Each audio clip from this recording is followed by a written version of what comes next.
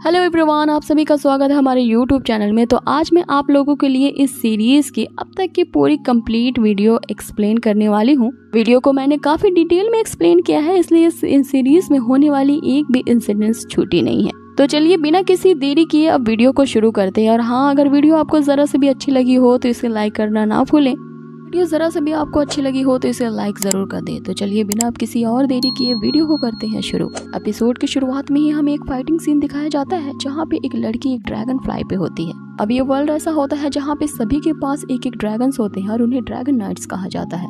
अब इस लड़की का मुकाबला एक और आर्मर पहने हुए व्यक्ति कर रहा होता है और वहीं हमें दिखाया जाता है कि ये एक तरह का मैच है जिसमें लोग अपनी अपनी चहेती टीम को सपोर्ट कर रहे होते हैं। तभी एंट्री होती है हमारे मेन कैरेक्टर की। इसका नाम जिनयून है।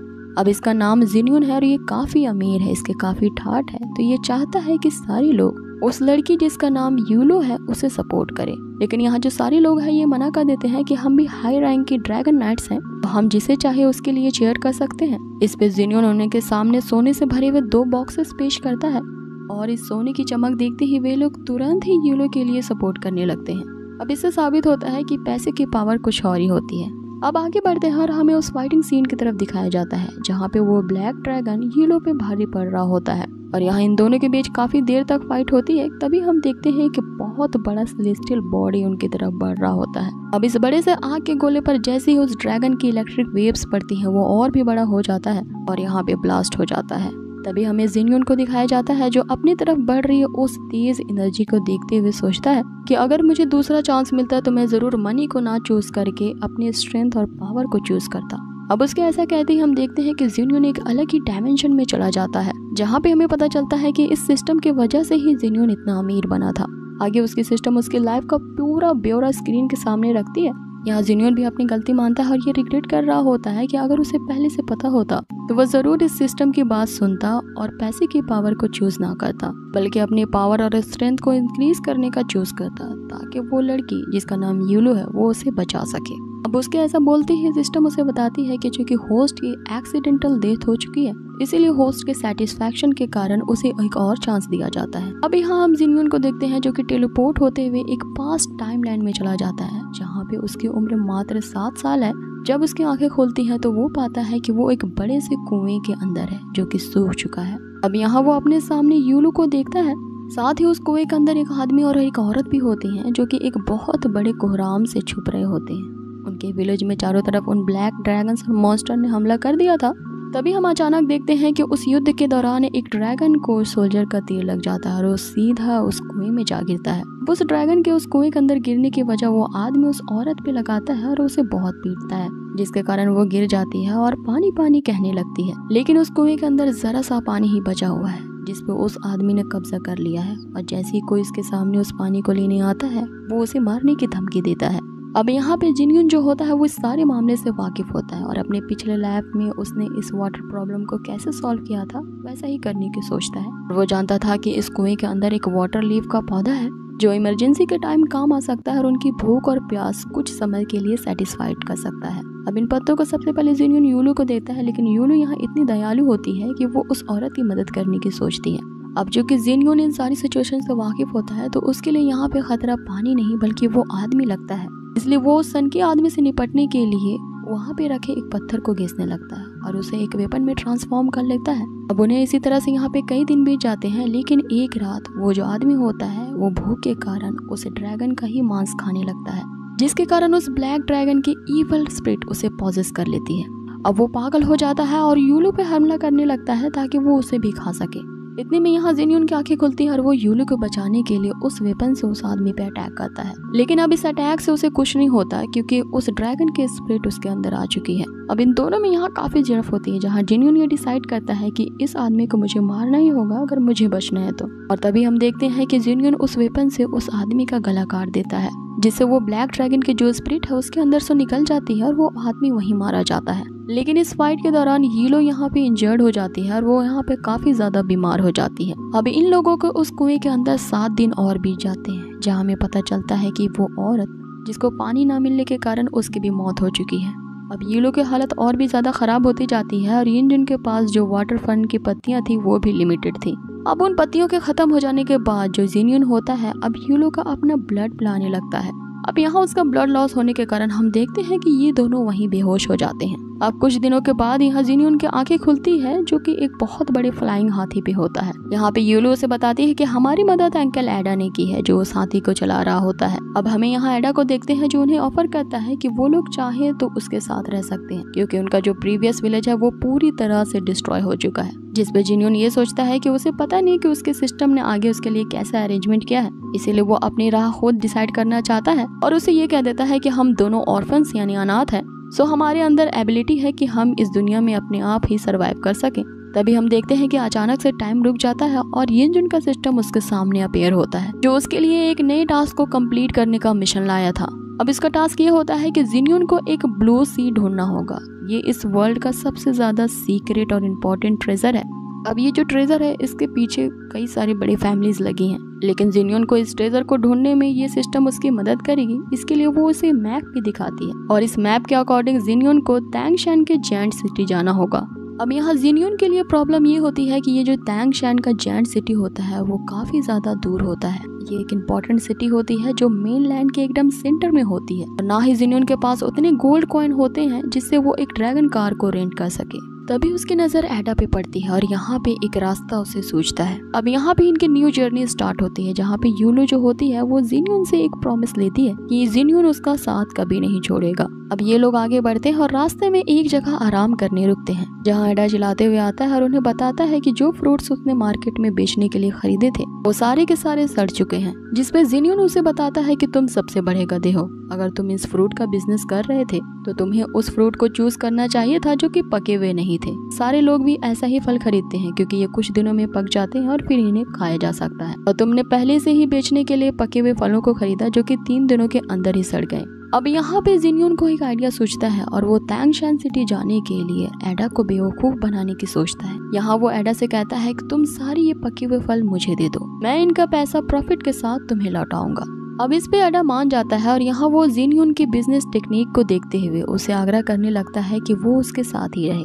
अब आगे हम यहाँ जिनियन को देखते हैं जिसके पास एक बिजनेस माइंड होता है और वो इसका इस्तेमाल करके उन सारे पके हुए फलों का रस निचोड़ लेता है और एक ऐसा 3 कलर आइस ब्रू बनाता है जिसके हर सिप में अलग अलग फ्लेवर्स होते हैं। जिनियन यहाँ पे आगे कहता है कि अब इस ड्रिंक को हम एक हाई क्वालिटी के बॉटल में सर्व करेंगे, क्योंकि वो अमीरों के माइंड सेट को अच्छी तरीके से जानता था। जो चीजें बहुत ज्यादा महंगी और सोफिस्टिकेटेड दिखती हैं, अमीर लोग उसे ही लेना पसंद करेंगे। अब यहाँ पे वो एक बॉटल की ड्रिंक की कीमत 1 गोल्ड कॉइन लगाता है। ये सुन के यहाँ एडा बहुत ज्यादा हैरान हो जाता है, क्योंकि उसे लगता है कि इतना महंगा ड्रिंक यहाँ कोई खरीदने वाला नहीं। अब उनके पास ढेर सारा प्रोडक्ट तो बन जाता है, अब इसके पैकेजिंग और मार्केटिंग की बारी आती है। पैकेजिंग के लिए जिनियन यहाँ पे एक ड्राइंग दिखाता है और उसे इसी शेप के 100 बोटल्स तैयार करने के लिए कहता है एडा से। इसके लिए उसे 100 सिल्वर कॉइन्स पे करने होंगे और ये सुन के एडा बहुत हैरान हो जाता है, क्योंकि अब तक उसने अपने इस बिजनेस में इतने ज्यादा पैसे को इन्वेस्ट नहीं किया था। जिसपे जिनियन उसे ये कहते हुए मना लेता है कि अगर बॉटल हाई ग्रेड्स के और एक्सपेंसिव दिखेंगे कि तभी लोग सोचेंगे कि इसके अंदर जो ड्रिंक है वो काफी यूनिक है और डिलीशियस है और इसीलिए लेना इसे पसंद करेंगे। साथ ही वो यहाँ इस चीज पे भी जोर डालता है कि इसी शेप और स्ट्रक्चर के बॉटल्स क्रिएट किए जाए, तभी इस ड्रिंक का टेक्सचर इसका ठंडा पर बरकरार रह पाएगा। अब आगे इनकी प्रोडक्ट की पैकेजिंग हो जाती है। अब अगला स्टेप होता है इस प्रोडक्ट के इंस्पेक्शन की, इसलिए वो इस एरिया के सबसे बड़ी डोंगियन फैमिली के पास आते हैं इस ड्रिंक के इंस्पेक्शन के लिए। जैसी वो लेडी इस ड्रिंक को पीती है वो अमेज रह जाती है, क्योंकि इससे पहले उसने इस तरह का टेस्ट कभी महसूस नहीं किया था। अब यहाँ जिनियन उस ड्रिंक की काफी अच्छे से मार्केटिंग करता है कि ये बहुत फ्रेशी ड्यू है जो आपके हर एक सिप में रिफ्रेश कर देगा। साथ ही जो इसका यूनिक टेस्ट है वो मेरे इन्वेंशन के कारण ही आया है, ऐसी रेसिपी आपको और कहीं नहीं मिलेगी। आगे वो कहता है कि ये जो ड्रिंक है वो एक स्टेटस सिंबल बनने वाला है फ्यूचर में। अब जैसे यहाँ जिनियन इसकी प्राइस बताता है वो हैरान हो जाती है, लेकिन यहाँ जिनियन इसकी और भी खासियतें बताते हुए उसे किसी भी तरह से कन्विंस कर लेता है और उसे यहाँ सिर्फ 100 बॉटल्स देने को तैयार होता है। जिसपे वो लेडी यहाँ पर एक कंडीशन रखती है कि वो 1 गोल्ड कॉइन नहीं बल्कि 3 गोल्ड कॉइन्स देगी अगर वो इस ड्रिंक की रेसिपी भी उन्हें दे दे।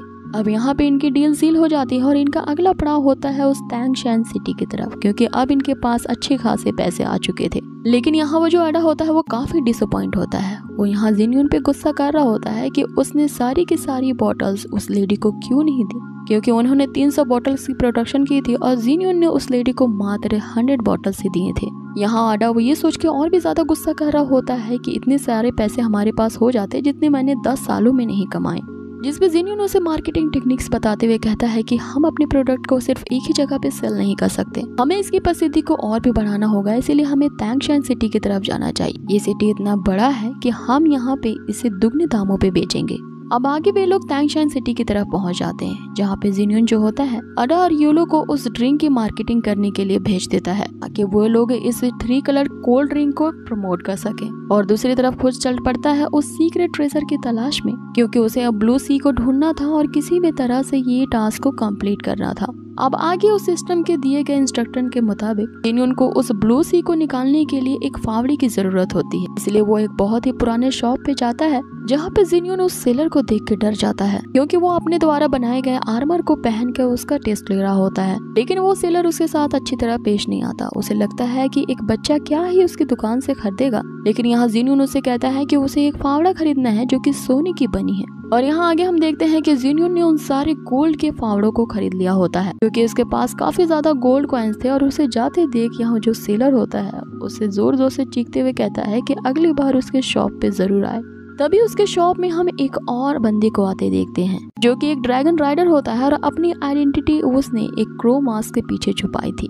अब ये भी यहाँ पे गोल्ड के फावड़े खरीदने आया था, क्योंकि इसकी नजर भी उस सीक्रेट ट्रेजर उस ब्लू सी पे होती है। आगे हमें जंगल का सीन दिखाया जाता है, जहाँ काफी ढूंढने के बाद जिनियन को तो वो ब्लू सी नामक सीक्रेट ट्रेजर नहीं दिखता और वहाँ पे किसी की खुदाई करने की उसे आवाज सुनाई देती है। यहाँ जिनियन को लगता है कि यही वो सीतू नामक रॉक है जिसके अंदर ब्लू सी है, इसीलिए वो यहाँ उस आदमी से ये कहते हुए कि तुम्हारी बहन का एक्सीडेंट हो गया है, तुम्हें जल्द से जल्द जाना चाहिए, उसे खुदाई करने से रोक देता है। जिसपे वो आदमी उसे कहता है कि तुम क्या बकवास कर रहे हो, यहाँ तो मैं क्रिस्टल रेडिस को ढूंढने आया हूँ। अब यहाँ पे जिनियन मिसअंडरस्टैंड कर बैठता है, क्योंकि इंस्ट्रक्शन में उसे बताया गया था कि सीतू नामक एक बंदा आएगा जो एक पत्थर को तोड़ रहा होगा और उसी पत्थर के अंदर जिनियन को वो ट्रेजर हासिल होगा। कि तभी अचानक से हमें 2 आदमियों को आते देखते हैं, जिनमें से एक का नाम सीतू होता है और वो एक बड़े से लाल रॉक को क्रश करने वाला होता है। कि तभी जिनियन उसके सामने आ जाता है और उसे ऐसा करने से मना करता है, एक बहाना बनाते हुए कि उसके डैड एक आर्टिस्ट हैं और उन्हें इसी तरह के रेयर मटेरियल्स की जरूरत है ताकि वो मूर्तियों को बना सके। जिसपे वो दोनों से कहते हैं कि तो चलो हम तुम्हारी मदद कर देते हैं, क्योंकि ये स्टोन काफी भारी है। लेकिन जिनियन यहाँ उन्हें टालते हुए ये कहता है कि उसके डैड एक बड़ी सी कैरेज ला रहे हैं इस पत्थर को उठाने के लिए और हम लोग अपनी यहाँ मदद खुद कर सकते हैं। ये सुनते हुए वो दोनों आदमी वहाँ से चले जाते हैं। अब जिनियन यहाँ पे वो गोल्ड फावड़ा निकालता है और लगातार उस पत्थर पे अटैक करने लगता है, लेकिन वो स्टोन काफी हार्ड होता है और उसके बार बार प्रहार करने के बावजूद उसमें एक खरोच तक नहीं आती। लेकिन बार बार उस पर अटैक करने के बाद फाइनली उस रॉक में एक दरार आ जाता है और हमें वो ब्लू सी नामक ट्रेजर दिखाई देता है। आगे जिनियन इस अजूरी ट्रेजर को सिस्टम की तरफ दिखाते हुए कहता है कि उसने वो टास्क कंप्लीट कर ली है। लेकिन यहाँ जिनियन को उसकी सिस्टम किसी तरह का अपग्रेड नहीं देती, क्योंकि मात्र एक ये टूल मिशन होता है, इसलिए उसकी सिस्टम इसे थ्रो अवे करने के लिए कहती है। अब जिनियन उस ट्रेजर को यहाँ फेंकने से मना कर देता है, क्योंकि ये क्रिस्टल की तरह शाइन कर रही थी। कि तभी अचानक से वही मार्क्समैन वहाँ पे आता है जो पीछे से जिनियन पे अटैक करता है और उसे कहता है कि जल्द से जल्द वो अजूरी ट्रेजर मेरे हवाले कर दो।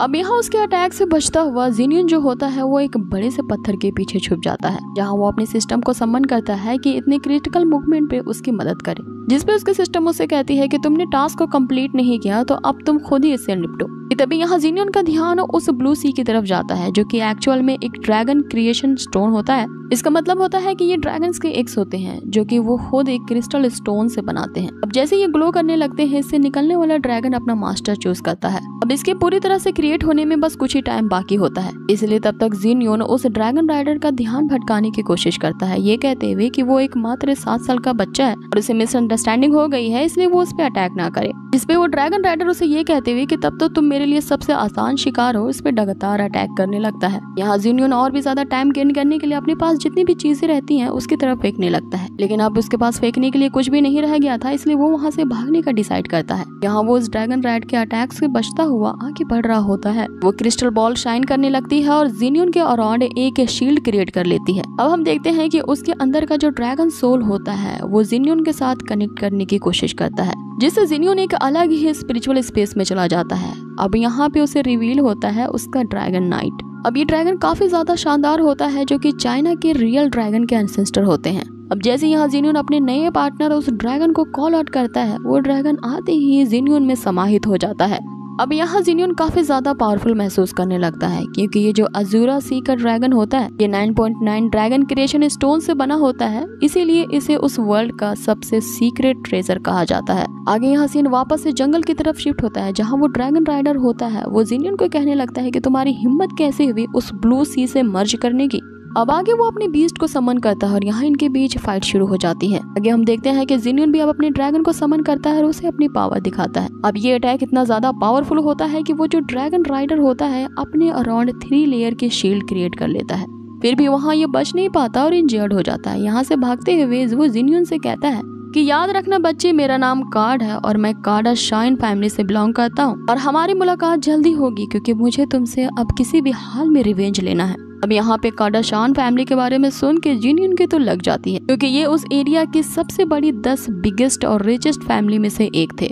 लेकिन उसके जाते ही यहाँ जिनियन के जान में जान आती है, क्योंकि वो इस फाइट से बहुत ज्यादा एग्जॉस्ट हो चुका था और अगर वो कार्ल आगे और भी फाइट करता तो यहाँ जिनियन उसका मुकाबला नहीं कर पाता, क्योंकि यहाँ जिनियन का ये आभास हो जाता है कि उसकी ये जो ड्रैगन की पावर है वो इनफ नहीं है। अब आगे यहाँ जिनियन अपने सिस्टम को ये बताता है कि वो सक्सेसफुली उस ब्लू सी से इंटीग्रेट हो चुका है, तो आखिर उसके ड्रैगन में इनफ पावर क्यों नहीं है, जिसपे उसके सिस्टम उसे बताती है कि ये जो ब्लू सी नामक मिशन था, इस मिशन में तुम फेल हो चुके हो क्योंकि तुमने इसके प्रोसेस को फॉलो नहीं किया। मिशन कंप्लीट होने के बाद तुमने इसके टास्क प्रॉप्स को सिस्टम में सबमिट करना था, जिसमें यहाँ जिनियन के समझ में आता है कि ये मिशन उसकी स्ट्रेंथ को इम्प्रूव करने का नहीं था, बल्कि एक टास्क प्रॉप की तरह उस ब्लू सी को उस सिस्टम में सबमिट करना था, जिसपे उसका सिस्टम बताती है कि होस्ट की जो मेन बॉडी है वो काफी ज्यादा वीक है, इसके कारण उसमें फ्यूजन फाउंडेशन ना के बराबर है। अब चूंकि होस्ट फोर्सफुली उस ड्रैगन से मर्ज हो चुका है, इसलिए होस्ट की बॉडी अब अनएक्सपेक्टेड डैमेज हो चुकी है, क्योंकि इस फ्यूजन के कारण जो जिनियन होता है वो अपनी सारी पोटेंशियल को ओवरड्रॉन कर चुका होता है।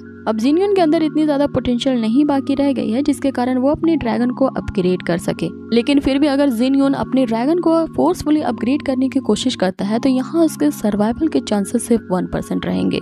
मीन्स कि यहाँ पे उसकी डेथ हो सकती है, जिसपे जिनियन अपने सिस्टम को कोसने लगता है और उससे कोई सोल्यूशन पूछता है, जिसपे उसकी सिस्टम उसे बताती है क्योंकि अब होस्ट ने उस जबरदस्ती के फ्यूजन के कारण अपनी एनर्जी बॉडी के पोटेंशियल लेवल को एक्सीड कर चुका है, इसलिए उसके ये बाद की एडवांसमेंट लेवल के लिए ये सिस्टम सपोर्ट नहीं कर रही है। लेकिन अगर होस्ट जल्द से जल्द अपनी स्ट्रेंथ को इम्प्रूव करना चाहता है और अपनी एडवांस सेफ्टी चाहता है तो उसे जल्द से जल्द सिस्टम के बताए हुए टास्क को करना होगा। अब यहाँ पे उसके स्ट्रेंथ और अपने पोटेंशियल को वापस से गेन करने के लिए सिस्टम उसे पहला टास्क देती है, जिसमें उसको हाई लेवल के इक्विपमेंट्स फाइंड करने होंगे। अब जैसे वो सिस्टम के बताए हुए टास्क को पूरा करेगा, उसकी जो बेसिक एट्रीब्यूट्स है वो इम्प्रूव हो जाएंगी। अब यहाँ पे जिनियन का आकर समझ में नहीं आता है कि उसे अपने न्यू एडवांसमेंट के लेवल के लिए क्या करना होगा, जिसपे उसकी सिस्टम उसे बताती है कि जैसे ही होस्ट के पास हाई लेवल के इक्विपमेंट्स आ जाएंगे उसकी एफिशिएंसी बढ़ जाएगी, जिसके कारण जो अब उसकी बॉडी पे एनर्जी का प्रेशर पड़ रहा है वो नहीं होगा। इसीलिए वो अपने मैचिंग इक्विपमेंट्स को फाइंड करना बहुत जरूरी है ताकि होस्ट अपनी स्ट्रेंथ को इम्प्रूव कर सके और अपने न्यू एडवांस्ड लेवल पे पहुंच जाए। आगे सिस्टम उसे एक लोकेशन बताती है जो इस जगह से ज्यादा दूर नहीं होती। अब ये लोकेशन उसे मिस्टी शहर का दिया जाता है, जहाँ पे उसे स्क्रीन में दिखाए गए इक्विपमेंट्स को ढूंढना था।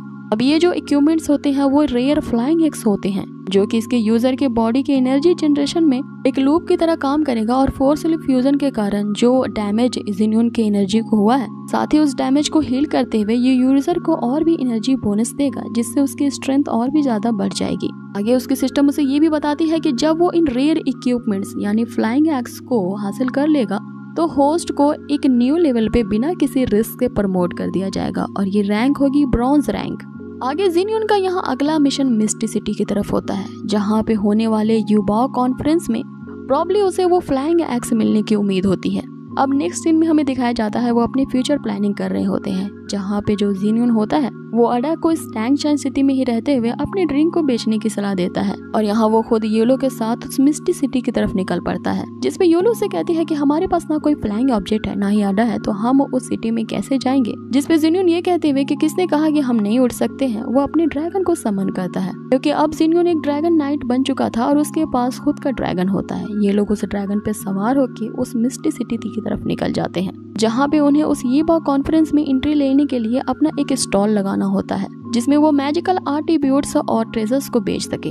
और बिना कोई स्टॉल के सेटअप किए हुए उन्हें इस यूबॉक कॉन्फ्रेंस में एंट्री नहीं मिल सकती। आगे वो 10 गोल्ड कॉइन्स रजिस्ट्रेशन फीस देते हुए एक स्टॉल के लिए अप्लाई कर देते हैं। अब उन्हें इस यूबॉक कॉन्फ्रेंस के ऑफिशियल मीटिंग के लिए कुछ आर्टिब्यूट्स या आर्टिफैक्ट्स चाहिए होते हैं जिनकी कीमत $1 मिलियन से भी ज्यादा होनी चाहिए। अब आगे ये लोग उन आर्टिफैक्ट्स का जुगाड़ करने जा ही रहे होते हैं कि एक बहुत बड़ी भीड़ उनके सामने से गुजरती है। अब यहाँ जिन्यून को उस भीड़ से पता चलता है कि सारे लोग उस ड्रैगन फ्रूट को देखने जा रहे हैं जिसको अभी कोई सेल करने वाला है। अब ये जो ड्रैगन फ्रूट होता है वो उस मेन लैंड का नंबर 1 इक्लीजर होता है जिसे पाने के लिए अब बोली लगने वाली होती है वहाँ पे। अब यहाँ जिन्यून को अचानक से याद आता है क्योंकि वो फ्यूचर से आया होता है कि इसी समय में डेमन ड्रैगन क्लैन के बंदे यहाँ पे आएंगे जिनके पास वो ड्रैगन क्रिएशन स्टोन होगा जो कि 9 स्पिरिट से बनाया जाता है। क्योंकि उस डेमन ड्रैगन क्लैन को वो ड्रैगन फ्रूट चाहिए होता है और अगर अभी मैं उसे ड्रैगन फ्रूट को खरीद लूं तो हो सकता है कि आगे जाके मैं उस यूबॉक कॉन्फ्रेंस में इस ड्रैगन फ्रूट को उनके उस ड्रैगन क्रिएशन स्टोन के साथ एक्सचेंज कर पाऊं।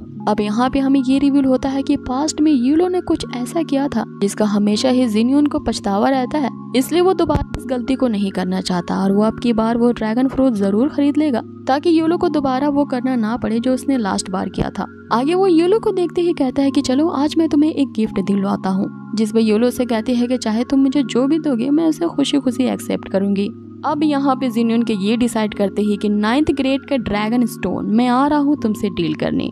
फाइनली हमारे हाफ सीरीज का एपिसोड्स यहीं खत्म होते हैं क्योंकि हमारे साथ एक सस्पेंस बनाए रखता है कि आखिरकार पास्ट में यूलो ने क्या ऐसा किया था जिसके कारण अब जिन्यून वो 9th ग्रेड का ड्रैगन स्टोन लेना चाहता है और ये ड्रैगन डेमन क्लैन कौन है जो उस ड्रैगन फ्रूट को खरीदना चाहता है। सब कुछ रिवील होगा इसके नेक्स्ट पार्ट में जो हम अब यहाँ पे एपिसोड खत्म होता है और हमें अगले एपिसोड में दिखाया जाता है। हमें रात का सीन दिखाया जाता है जहाँ यूलो चैन की नींद सो रही होती है लेकिन अचानक उसकी आंखें खुल जाती है एक खूंखार आवाज से। अब यहाँ पे उसे खंजर को तेज करने की आवाज आ रही होती है।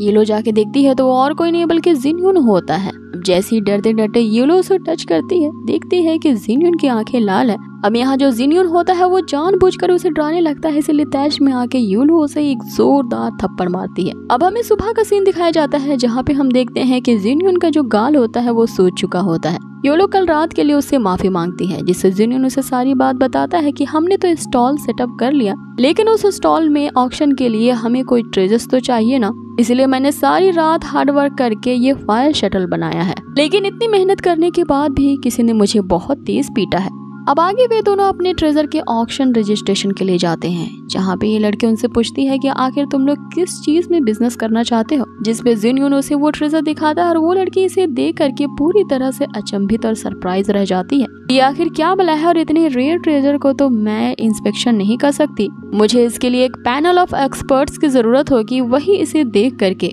बता सकते हैं कि इसे कौन सी कैटेगरी में रखा जाए। अब हमें वो फायर शटल दिखाया जाता है जिसे 3 एक्सपर्ट्स बड़ी ही गंभीरता से जांच कर रहे होते हैं। अब ये जो एक्सपर्ट्स होते हैं वो स्पेशली इनवाइट किए जाते हैं यूबॉक कॉन्फ्रेंस के द्वारा। अब उनमें से एक एक्सपर्ट जिन्यून से पूछता है क्या ये एक ऐसा वेपन है जिससे एक ड्रैगन ग्लास के द्वारा पावर दिया जाता है, जिसपे जिन्यून के हाँ बोलने के बाद उनका दूसरा सवाल आता है कि ये एक ऐसा वेपन है जिसे ड्रैगन क्रिस्टल द्वारा चलाया जाता है। अब इसे चलाने वाला तो वो ड्रैगन नाइट होता है लेकिन इसे पावर देने वाला उसके अंदर का ड्रैगन होता है जो अपने पावर को सबसे पहले लीडर के साथ मर्ज करता है और फिर इसकी एनर्जी पहुंच जाती है इस फायर शटल के टिप में।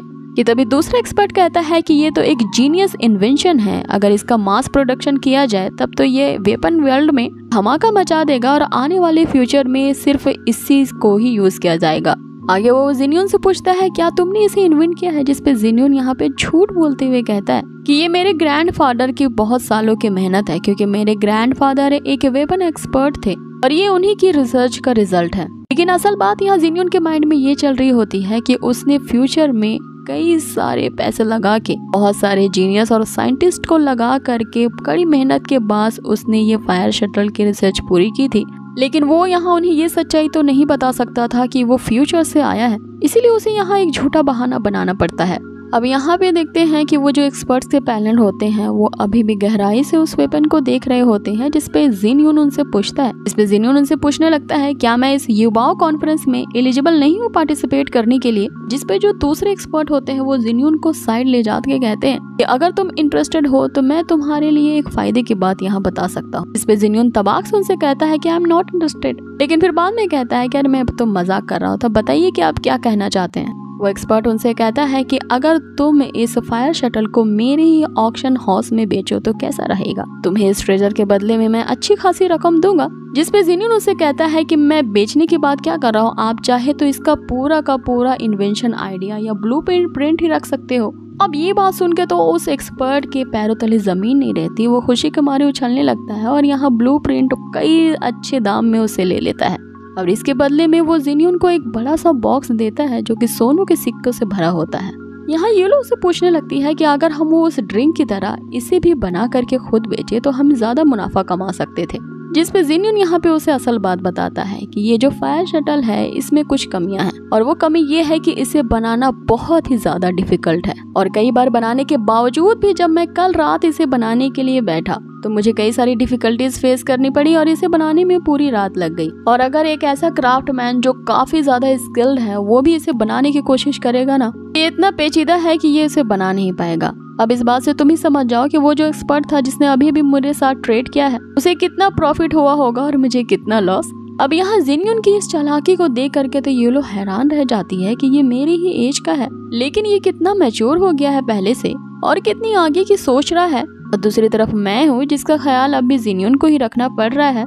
अब यहाँ येलो इसी तरह के थॉट्स को बार बार सोचते हुए अपने आप को कोस रही होती है कि तभी हम देखते हैं कि फिर से बहुत सारे आदमी उस ड्रैगन फ्रूट के ऑक्शन की तरफ दौड़ते हुए जाते हैं। अब ये सारे लोग वहाँ पे जा करके उस ड्रैगन फ्रूट को देख रहे होते हैं। ये लोग पहली बार उस ड्रैगन फ्रूट को देख रहे होते हैं, इसलिए वो सेलर इनसे खिचखिच करने लगता है, क्योंकि ये जो ड्रैगन फ्रूट्स होते हैं वो पूरी तरफ से विलुप्त हो चुके हैं उस वर्ल्ड से, और शायद ही कोई पेड़ में एकाध फल दिख जाता है, इसलिए वो काफी रेयर काइंड ऑफ फ्रूट होते हैं। अब वो सेलर उन सबको वहाँ से भगा रहा होता है ये कहते हुए कि ये कोई म्यूजियम थोड़ी ना है जो तुम लोग आकर के इसे फ्री में देख रहे हो, तुम लोगों को खरीदना है तो ही तुम लोग यहाँ रह सकते हो। और याद रहे कि मैं 3000 सोने के सिक्कों से एक सोना कम नहीं लूंगा। जिसपे वो सभी कहने लगते हैं कि लगता है कि तुम्हें इस ड्रैगन फ्रूट को बेचना ही नहीं है, इसलिए तुमने इतनी हाई प्राइस रखी है। जिसपे वो सेलर कहता है कि ये वर्ल्ड का फर्स्ट मैजिक मेडिसिन है जो कि लाइफ्स बचा सकता है। तुम लोगों को क्या लगता है कि जान की कीमत कितनी होनी चाहिए? इसमें उनमें से एक बंदा तो कहता है कि नहीं, मेरी जान तो 2000 सोने सिक्के से भी कम है। जिसपे वो सेलर उनसे कहता है कि चलो चलो बिजनेस के समय में टाइम खोटी मत करो, और वहाँ से उन्हें भगा देता है। अभी हम देखते हैं कि जिन्यून वहाँ पे आता है और वो अपने सोने के सिक्के की पेटी सामने रखता है, और जैसे वो खुलता है ना, वो सोने की चमक देख के उसकी आंखें चौंधी आ जाती हैं। वो ड्रैगन फ्रूट को खरीद लेता है और यहाँ पे ये रिवील करता है कि अब वो टाइम आ गया जब इसकी मदद से मैं एक शॉकिंग डील यहाँ पे करूंगा, जो कि होगा आने वाले उन ड्रैगन डेमंस के साथ। आगे वो यूलू को कहता है कि देखना, मैं इस ड्रैगन फ्रूट के बदले में एक ऐसा ड्रैगन स्टोन एक्सचेंज कर लूंगा तुम्हारी सारी परेशानियों को हटाने के लिए वर्थी होगा। लेकिन यहाँ यूलू तो अपने ही ख्यालों में होती है, और यहाँ जिन्यून से वो कहती है क्या मैं अकेली ही कल शॉपिंग पे जा सकती हूँ? जिसपे जिन्यून के ये पूछने पे क्या तुम्हें कुछ खरीदना है? यूलो उससे कहती है कि मुझे कुछ खरीदना तो नहीं है, लेकिन मैं तुम्हें देखती आ रही हूँ कि तुमने अकेले ही सारे के सारे ट्रेजर्स को कैसे एक्सचेंज किया है। अब तुम तो इतने ज्यादा एक्सपीरियंस हो गए हो, इसीलिए मैं भी ये ट्राई करना चाहती हूँ, और मैं तुम्हारे पीछे हमेशा तो नहीं रह सकती ना, तो मैं भी तुम्हें ये प्रूव करके दिखाना चाहती हूँ कि मैं भी कुछ कर सकती हूँ और तुम्हारी मदद कर सकती हूँ। जिसपे जिन्यून उसे परमिशन दे देता है ये कहते हुए कि चलो तुम्हारी भी स्ट्रेंथ देख लेते हैं। आगे ये लोग जिन्यून को थैंक यू बोलते हुए वहाँ से चली जाती है, और इधर हम जिन्यून को कहते देखते हैं कि अब टाइम आ चुका है कि मुझे जल्द से जल्द उस फ्लाइंग एक्स को ढूंढना होगा जो उसके सिस्टम ने उसे बताया था। आगे हम देखते हैं कि जिन्यून अब अकेला ही निकल पड़ता है अपनी नई जर्नी की तरफ, ताकि उसे वो फ्लाइंग एक्स किसी भी तरह से मिल जाए। तो गाइस, इसी के साथ हमारा ये एपिसोड यहीं होता है फिनिश। अब नेक्स्ट एपिसोड की शुरुआत होती है और हम देखते हैं उनको उसके सिस्टम एक टास्क देती है जिसके अकॉर्डिंग उसे ब्लू सी को ढूंढना होता है, लेकिन वो ब्लू सी कुछ और नहीं बल्कि एक ड्रैगन क्रिएशन स्टोन होता है, जिससे जिन्यून फोर्सफुली उससे कनेक्ट होता है और यहाँ उसे सबसे पहला अपना ड्रैगन मिल जाता है। जिसपे उसकी सिस्टम उसे बताती है कि ऐसा फोर्सफुली करने के कारण उसने अपनी एनर्जी की काफी सारी पोटेंशियल खो दी है। और यहाँ अब जिनियन के एडवांसमेंट के लिए और उसे नेक्स्ट लेवल पे ब्रेक थ्रू करने के लिए उसे सिस्टम द्वारा बताए गए कुछ टास्क को कंप्लीट करना होगा। उनमें से जो पहला टास्क होता है उसकी स्ट्रेंथ और पोटेंशियल को इम्प्रूव करने के लिए उसे हाई लेवल के इक्विपमेंट्स ढूंढने होंगे और ऐसा करने के बाद ही वो अपने बेसिक एट्रीब्यूट्स को इम्प्रूव कर पाएगा। अब जैसे वो अपने सिस्टम को बताए हुए इस टास्क को कंप्लीट करेगा तो उसे उन रेयर इक्विपमेंट्स को, जो कि एक फ्लाइंग एक्स है, जैसे वो उसे ढूंढ लेगा उसकी बॉडी पे जो एनर्जी के प्रेशर पड़ रही है वो कम हो जाएगी। अब आगे उसके सिस्टम उसे ये भी बताती है कि इस तरह के जो रेयर फ्लाइंग एक्स है वो उस ट्रेजर ट्रेडिंग कॉन्फ्रेंस में उसे मिल जाएंगे। और आगे हमने देखा था कि जिनियन अब यूलू के साथ उसी ट्रेडिंग कॉन्फ्रेंस में पहुंच जाता है, जहाँ पे अब जिनियन उन rare kind of flying access को ढूंढने के लिए एक स्टॉल लगा लेता है। यहाँ पे एक काइंड ऑफ एड भी चारों तरफ फैला देता है कि जो भी उसे ये रेयर फ्लाइंग एक्स ला के देंगे उसे जिनियन की तरफ से काफी अच्छा खासा मोटा रिवॉर्ड दिया जाएगा। है कि कई सारे लोग तरह तरह के अपने एक्सेस के साथ वहाँ पे इकट्ठा हो जाते हैं। अब सभी के पास अलग अलग तरह की कुल्हाड़ियाँ होती हैं और ये एक एक करके जिनियन को पेश करते हैं। अब जिनियन ने यहाँ ये एड फैलाया होता है कि वो हाई लेवल के इक्विपमेंट्स के बदले में एक टॉप टायर के सूट को एक्सचेंज करेगा, लेकिन यहाँ जिनियन को अनफॉर्चुनेटली जो एक्सेस वो ढूंढ रहा होता है वो उसे नहीं दिखते। लेकिन यहाँ सभी को वो बारी बारी से हटाते हुए जो अगला कैंडिडेट उसके पास आता है, इसे देखते ही हमें वो कुल्हाड़ी और परी वाली कहानी याद आ जाती है। हाँ, वो तीन कुल्हाड़ियाँ लाया होता है, एक सोने की, एक चांदी की और एक लोहे की होती है, जिसपे जिनियन उससे भी परे हटने को कहता है कि ये उनमें से नहीं है। तो वो जो आदमी होता है उन तीनों कुल्हाड़ियों को फेंक देता है और अब उसके सामने अपेयर करता है अपने खानदानी कुल्हाड़ी को, जिसे देखते ही जिनियन चकरा जाता है और उससे चिल्लाते हुए कहता है कि तुम्हें ये किस एंगल से कुल्हाड़ी नजर आती है और क्या तुम सभी अंधे हो चुके हो? यहाँ पे बोर्ड पे साफ साफ लिखा है कि मुझे फ्लैंग एक्सेस की जरूरत है। जब तुम लोगों के पास ऐसा कुछ है ही नहीं है तो मेरा दिमाग खराब करने के लिए क्यों आ जा रहे हो? यहाँ जिनियन सभी को भगा देता है वहाँ से और सोच रहा होता है कि ये जो फ्लाइंग एक्सेस का जो रियलिटी लेवल है ये तो काफी ज्यादा हाई है। दोनों एक्सेस को ढूंढते हुए उसे इतने दिन बीत गए हैं, इतना अच्छा रिवॉर्ड देने के बावजूद भी यहाँ कई सारे पागल आ रहे हैं उसके पास से अजीब अजीब से वेपन्स ले करके। अब जबकि हम जानते हैं कि जिनियन जो कि फ्यूचर से आया होता है उसे पता था कि अभी ये सही वक्त है कि वो डिमोनिक ड्रैगन क्लैन वाले इसी ही समय आए थे इस कॉन्फ्रेंस में ताकि वो उस ड्रैगन फ्रूट के साथ अपनी ट्रेड को एक्सचेंज कर सके। अब यहाँ पे जिनियन उनका भी एक मकसद के लिए इंतजार कर रहा होता है कि तभी हम देखते हैं वो ये सोच ही रहा होता है कि एन मौके पे ही वो ड्रैगन क्लैन वाले वहाँ पे अपेयर होते हैं। देख के वहाँ सारे लोग तितर बितर हो जाते हैं क्योंकि ये जो कॉन्फ्रेंस था वो एक नॉट फ्लाइंग जोन होता है और यहाँ भी किसी भी ड्रैगन को लेके आना काफी रिस्ट्रिक्शन था। इस रिस्ट्रिक्शन एरिया में किसी भी तरह के ड्रैगन का फ्लाई करना तो वर्जित था। इसे देखते ही वहाँ के जो एल्डर्स होते हैं वहाँ के सिक्योरिटी सिस्टम को एक्टिवेट करने लगते हैं, लेकिन इन ड्रैगन क्लैंस वालों को काफी दबदबा होता है और इससे इन्हें कोई फर्क नहीं पड़ता कि इस ट्रेडिंग कॉन्फ्रेंस में क्या रूल्स फॉलो किए जाते हैं। आगे हम देखते हैं कि वो ड्रैगन क्लैन का बंदा नीचे उतरता है जो सभी से कहता है कि हमारे रास्ते से हट जाओ अगर अपनी जान की सलामती चाहते हो तो। अब आगे वो सीधा जिनियन के पास जाता है और उसे कहता है क्या तुम्हारे पास ड्रैगन फ्रूट है? तो मैं तुम्हें इस ड्रैगन फ्रूट के बदले में 8 लेवल का ड्रैगन क्रिएशन स्टोन दे सकता हूँ। अब ये जो 8 ग्रेड का ड्रैगन क्रिएशन स्टोन होता है वो काफी रेयर होता है और अगर ये स्टोन जिसके पास भी होता है तो वो एक मिलियनर से कम नहीं होता है। अब ये सुन के तो सारे लोग यहाँ काफी ज्यादा चौंक जाते हैं कि ये लड़का तो रातों रात यहाँ मिलियनर बन गया। लेकिन हम यहाँ जिनियन को देखते हैं जो कि एकदम शांत स्वभाव में होता है, मानो वो इसी चीज का ही वेट कर रहा होता है और वो उससे कहता है कि मुझे एक्सचेंज नहीं करना। जिस पर वो ड्रैगन क्लैन का मास्टर तो झुंडलाते हुए अब यहाँ जिनियन से कहने लगता है कि तुम्हारी इतनी मजाल कि तुम मुझे ना कह दो। जिस पे जिनियन उससे कहता है कि अरे जरा रुको रुको, क्या तुम मुझे सच में इन सभी लोगों के सामने हिट करने वाले हो, तो भी इस ट्रेडिंग कॉन्फ्रेंस में? जिस वो मास्टर सभी को देखते हुए तो रुक जाता है और फिर आगे उससे पूछता है कि बताओ क्या चाहते हो इसके बदले में। अब यहाँ पे जिनियन रिवील करता है कि मुझे इस ड्रैगन फ्रूट के बदले में वो 9th ग्रेड का ड्रैगन क्रिएशन स्टोन चाहिए। इस पे वो मास्टर उसे कहता है कि क्या तुम्हारा दिमाग तो खराब नहीं है और तुम्हारी ये मजाल कि एक चूहे की पोजीशन पे होते हुए तुम एक लायन से डिमांड कर रहे हो?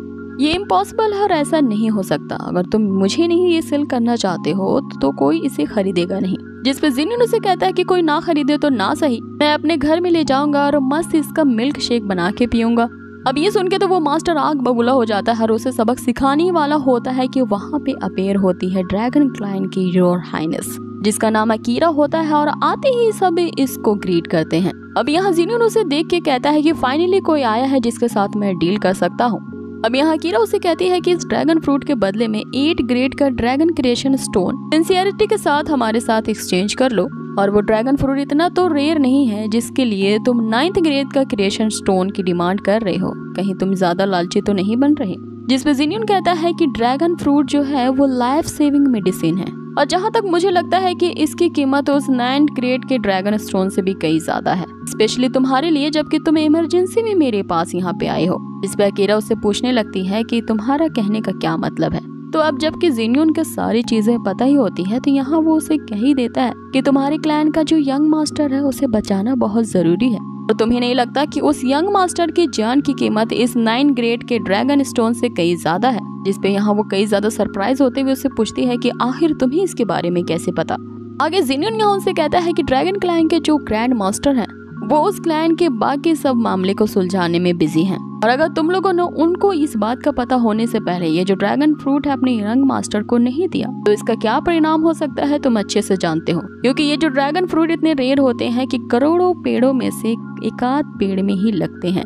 तो तुम लोगों के पास अगर इतना ज्यादा टाइम है तो अपनी किसी और चीज को ऑफर करते हुए ये लाइफ सेविंग मेडिसिन ढूंढवा सकते हो। जिस पर अकीरा उससे पूछने लगती है कि आखिर तुम्हें इसका कैसे पता चला कि हमारे पास 9th ग्रेड के ड्रैगन क्रिएशन स्टोन है और हम इतनी इमरजेंसी में है कि तुम्हारे साथ इसके डील कर लेंगे। जिसमें यहाँ पे ज़ेनियोन उससे सिर्फ एक ही चीज कहता है कि अभी तुम्हारे लिए तुम्हारे क्लैन के यंग मास्टर की लाइफ ज्यादा जरूरी है, ना कि वो 9th ग्रेड का ड्रैगन स्टोन। तो जरा इसके बारे में गहराई से सोचो। अब यहाँ पे जो अकीरा होती है इस बात को सुनते ही अपने सर्वेंट को ये ऑर्डर देती है कि वो 9th ग्रेड का ड्रैगन स्टोन लेके आए। अब जैसे ही वो स्टोन यहाँ पे अपेयर होता है सारे लोग ये देख के हैरान हो जाते हैं, क्योंकि उन्होंने अपनी लाइफ में पहली बार इस स्टोन को देखा था। अब यहाँ इनके बीच डील तय हो जाती है और ज़ेनियोन वो ड्रैगन फ्रूट अकीरा को दे देता है। अब ये ड्रैगन क्लैन वाले उस फ्रूट को लेते ही वहाँ से चले जाते हैं। और वहीं दूसरी तरफ हम ज़ेनियोन को देखते हैं जिसके हाथे अब 9th ग्रेड का ड्रैगन क्रिएशन स्टोन लग चुका था। अब वो उसका क्या ही करने वाला होता है और उसे वो रेयर इक्विपमेंट्स जो कि फ्लाइंग एक्सेस होती है जो वो ढूंढ रहा होता है उसे कैसे मिलते हैं, ये सब कुछ जानेंगे हम इसके नेक्स्ट एपिसोड में। नेक्स्ट एपिसोड की शुरुआत होती है और हम देखते हैं एपिसोड शुरू होता है हमें येलो को दिखाते हुए, जहाँ पे वो एक स्टॉल में एक ड्रैगन क्रिस्टल के बदले में कुछ चीज मांग रही होती है उस सेलर से। लेकिन वो जो ड्रैगन क्रिस्टल होता है उसे देख के वो सेलर कहता है ये इतना हाई ग्रेड का तो ड्रैगन क्रिस्टल नहीं है, लेकिन इसके टेक्सचर्स प्योर है जिसमें फुल ऑफ एनर्जी भरी हुई है, जो उसे सेम लेवल का तो टॉप ग्रेड का बना देता है। लेकिन फिर भी मैं तुम्हें अपने ओल्ड इक्विपमेंट के साथ ही इसे रिप्लेस कर सकूंगा। आगे वो जो सेलर होता है यहाँ पे येलो को ट्रिक करने की कोशिश करता है। वो उसे कहता है कि देखो छोटी लड़की, तुम यहाँ लगता है नहीं आई हो यहाँ पे इस कॉन्फ्रेंस में। सो अंकल तुम्हें सच कह रहे हैं, तुम्हारे इस ड्रैगन क्रिस्टल के बदले में मैं अपने इक्विपमेंट्स तो रिप्लेस नहीं कर सकता, लेकिन तुम बहुत क्यूट हो तो मैं तुम्हें ये मिरर दे देता हूँ। जिस पे येलो तो उस मिरर को लेते ही खुश हो जाती है कि कम से कम उसके ड्रैगन क्रिस्टल के बारे में कुछ तो एक्सचेंज हुआ। अब यहाँ वो जो सेलर होता है झूठ मूठ के अपनी बड़ाई करने लगता है और वो उस मिरर को चमत्कारी कहने लगता है और कहता है कि ये मेरे बहुत ही पूर्वजों ने मुझे पास किया था। अब यहाँ वो सेलर तो काफी खुश हो रहा होता है कि उस प्योर क्रिस्टल के बदले में इसने इस छोटी सी लड़की को ऐसे फांस लिया और एक मामूली सा मिरर थमा दिया। आगे ये लोग यहाँ पे एक्साइटेड होते हुए कहती है कि ये हमारी तो अच्छी डील तय हो गई, क्या उस क्रिस्टल के बदले में मैं इस मिरर को हमेशा के लिए रख सकती हूँ। अब यहाँ पे वो जो सेलर होता है वो अंदर ही अंदर काफी खुश होते हुए उससे कहता है कि इस ट्रेजर कॉन्फ्रेंस का तो यही रूल है कि एक बार जो चीज बिक जाती है कि तभी हम देखते हैं कि ये लोग जो कि उस मिरर को देखती है कहती है कि ये थोड़ा गंदा है और उसे रब करने लगती है, तो हम देखते हैं कि वो मिरर वहाँ पे शाइन करने लगता है और हमें पता चलता है कि वो मिरर वाकई में मैजिकल था, जो आउटसाइड के मिट्टी को भी हटा सकता था और वहाँ के छुपे हुए ट्रेजर्स को जाहिर कर सकता है। अब ये सुन के तो वहाँ पे जो सेलर्स होते हैं वो चौंक जाते हैं, क्या ये वही मैजिकल ड्रैगन डिटेक्टर मिरर है जिसका यूज करके हम किसी भी वाइल्ड ड्रैगन की लोकेशन को एक्सप्लोर कर सकते हैं। अब इनके जैसे पैरों के तले से तो जमीन ही निकल जाती है। यहाँ वो येलो से बार बार एक ही चीज कह रहे होते हैं कि क्यों ना तुम इस मैजिकल मिरर के बदले में कुछ और इक्विपमेंट्स यहाँ से ले लो और ये मिरर हमें दे दो। जिस पे वो दूसरा सेलर उस पर चिल्लाते हुए कहता है कि अभी तुमने कहा ना कि इस कॉन्फ्रेंस का रूल है कि एक बार जो चीज बिक जाती है उसे तो वापस नहीं लेते। और वो दूसरा सेलर येलो को अब अपने स्टॉल के पास बुला लेता है और उससे कहता है कि देखो मेरे पास इतने सारे ट्रेजर्स हैं, तो क्या तुम इसके साथ उस मिरर को रिप्लेस करना चाहोगी। जिसपे ये लोग वहाँ पे एक खंजर उठा लेते हैं, लेकिन वो खंजर काफी ज्यादा जंग लगा हुआ होता है जिसे ये लोग तो ओपन भी नहीं कर पा रही होती है उसके म्यान से। तभी वो पहले वाला सेलर कहता है कि देखो तुम इसे तो ओपन भी नहीं कर पा रही हो, ये जरूर जंग लगा हुआ है, तो तुम इसे इसके मिरर के बदले में मत रिप्लेस करो। जिसपे वो दूसरा सेलर यहाँ येलो से कहने लगता है कि हाँ हाँ तुम इसे जरूर कर सकते हो, तुम्हारा टेस्ट तो काफी अच्छा है। और वो झट से उस डिटेक्टिंग मिरर को ले लेता है येलो से।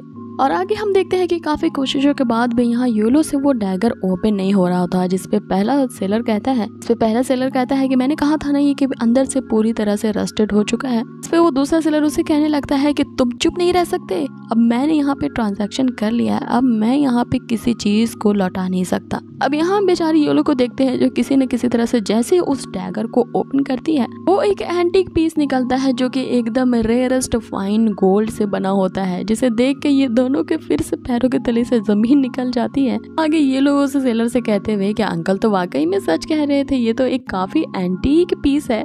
ये लोग यहाँ उन्हें थैंक यू कहते हुए वहां से चले जाते हैं और ये दोनों सेलर उसे रुकने के लिए कह रहे होते हैं कि अरे हमसे गलती हो गई, जरा रुको तो, जो डैगर तुम लेते जा रही हो वो सेल के लिए नहीं था। अब हमें ये लोग को काफी इंटरेस्टिंग सी जर्नी दिखाई जाती है। जैसे ये लोग अगले स्टॉल में जाती है और वो उस रेयर ड्रैगर को देती है, वो दूसरे सेलर भी उसे ट्रिक करते हुए मामूली चीजें दे देते हैं, लेकिन जैसे वो चीजें यहाँ ये लोग के हाथ लगती थी वो खास किस्म के ट्रेजर में ट्रांसफॉर्म हो जाती थी, जिसे बेचने पे वो सभी सेलर ये रिग्रेट करने लगते थे कि ये लड़की को हमने आखिर ये रेयर चीज क्यों दे दी। आगे वो और स्टॉल्स में जाती है और वहाँ अब उस स्क्रॉल को रिप्लेस करती है, जिसमें उसे एक एप्पल मिलता है और जैसे वो उस एप्पल को कट करती है उसे आपकी बार एक बहुत ही ओल्ड सेंचुरी की पीच क्रिस्टल मिलते हैं। अब उस पीच क्रिस्टल के बदले में वो एक मर्तबान को रिप्लेस करती है, जिसमें एक ऐसी रेयर काइंड ऑफ मेडिसिन निकलती है जो किसी की स्ट्रेंथ को 10 गुना ज्यादा बढ़ा सकता है। अब ये देख के सारे सेलर चौंक जाते हैं और यहाँ उसके पीछे लग जाते हैं कि ये छोटी लड़की तो कमाल की है, जिस चीज को भी चूज करती है वो यहाँ रेयर इक्विपमेंट बन जाता है। अब यहाँ ये लोग तो काफी हंसते खेलते वहां से जा रही होती है ये सारे ट्रेड करने के बाद कि तभी हम देखते हैं कि एक ओल्ड मैन येलो से टकरा जाता है, जिसकी कंडीशन अच्छी नहीं होती और यहाँ वो ओल्ड मैन मरने ही वाला होता है। सारे लोग यहाँ पे इकट्ठे हो जाते हैं और बिना कोई मदद किए बस यही चिल्ला रहे होते हैं कि कोई इसकी मदद करो। अब यहाँ ये लोग जैसे ही उस ओल्ड मैन की मदद करने जाते हैं, यहाँ पे सभी लोग उसे मदद करने से मना कर देते हैं और कहते हैं कि हो सकता है ये कोई फ्रॉड हो और तुम पहले यहाँ पे रिकॉर्ड करवा लो ताकि तुम इस ओल्ड मैन के आगे स्कैम से बच सको। अब ये उसी ओल्ड मैन को स्कैमर कह रहे थे, जबकि ये सारे सेलर यहाँ खुद उस येलो को स्कैम कर चुके होते हैं। अब जैसा कि हम सभी जानते हैं येलो काफी काइंड हार्टेड होती है, वो उन सबसे कहती है कि आप लोग ऐसा कैसे कर सकते हैं, एक मरते हुए आदमी की मदद नहीं करने के लिए। येलो उस ओल्ड मैन की मदद करने के लिए उस मर्तबान वाला पिल उसे दे रही होती है, जिसपे सारे सेलर उसे ये करने को मना करते हैं क्योंकि वो जो पिल होती है वो ड्रैगन बोन पिल होती है, तो काफी रेयर काइंड ऑफ पिल होती है और आसानी से नहीं मिलती। आगे ये लोग कहते हैं कि ये बूढ़ा तो पहले ही मरने वाला है, तो क्या फायदा इसकी मदद करने को, और इसके पीछे तुम अपने ये पिल्स को मत वेस्ट करो। आगे ये वो सेलर उसे कह रहे होते हैं कि तुम इस बूढ़े को नहीं दो, मैं इसके लिए तुम्हें 5000 गोल्ड के सिक्के दूंगा, ये तुम मुझे रिप्लेस कर सकती हो। जिसपे यहाँ ये लोग कहती है कि जब ये मेडिसिन इतनी पावरफुल है तो मैं इस ग्रैंडपा को बचाने के लिए एक नहीं बल्कि यहाँ सारे पिल ही इन्हें खिला दूंगी। आगे हम देखते हैं कि ये लोग एक एक करके वो सारे पिल उस बूढ़े आदमी को खिला देती है, जिससे उसके अंदर इतनी ज्यादा एनर्जी का ब्लास्ट होता है कि वो खुद भी ऊपर चला जाता है। और जब वो नीचे गिरता है गाइस, तो हम देखते हैं कि वो जो ओल्ड मैन अब ओल्ड मैन नहीं रह गया था, उसके 6 पैक्स हो जाते हैं। आगे वो अब ना रहा ओल्ड मैन से एकदम हैंडसम मैन बन जाता है और यहाँ येलो को उसे बचाने के लिए थैंक यू कहता है, जिसपे येलो उसे कहती है कि इसकी कोई जरूरत नहीं है, जो मैं आपके लिए कर सकती थी वो मैंने किया। कि तभी एक आदमी वहाँ पे आ जाता है और यहाँ वो सभी को चिल्लाते हुए कहता है कि तुम वही हो ना जो एक कॉन्टिनेंट से आए हो, जो कि 50 साल पहले हुआ करते थे, और ये वही पॉपुलर वॉरियर है जिनके बारे में सभी जानते हैं। इन्होंने माउंटेन सोयल को 2 भागों में स्प्लिट कर दिया था, इसकी वजह से ये काफी सेलिब्रिटी की तरह वहाँ पर फेमस थे और सारे लोग वहाँ पर इन्हें देखते ही खुश हो जाते हैं और उनसे कहने लगते हैं कि हमें आपके साथ एक पिक्चर ले सकता हूँ, और हमारे पेरेंट्स आपके हमेशा बातें करते हैं और वे लोग आपके बहुत बड़े फैन हैं। जिसपे वो अब ना रहा ओल्ड मैन उनसे कहता है कि क्या अब इतने साल बीत गए हैं और मुझे यकीन नहीं था कि अब किसी को भी मैं याद हूँगा। अब यहाँ पर बेचारी येलो क्या करती है, वो यहाँ से चुपचाप चली जाती है, लेकिन तभी वो ना रहा ओल्ड मैन उसे रोकता है और अपनी जान को बचाने के लिए उसके हाथ में जो कुछ होता है वो उसे दे देता है। अब तभी सीन चेंज होता है और हमें दूसरी तरफ दिखाया जाता है जेन्यून को। अब यहाँ सीन शिफ्ट होता है और हमें दूसरी तरफ जेन्यून को दिखाया जाता है, जो कि काफी सैड था क्योंकि अब ये ट्रेजर कॉन्फ्रेंस ओवर हो चुका था और इसके सिस्टम ने जो उस फ्लाइंग एग्स को ढूंढने का उसे जो टास्क याद दिया था वो भी उसे नहीं हो पाया।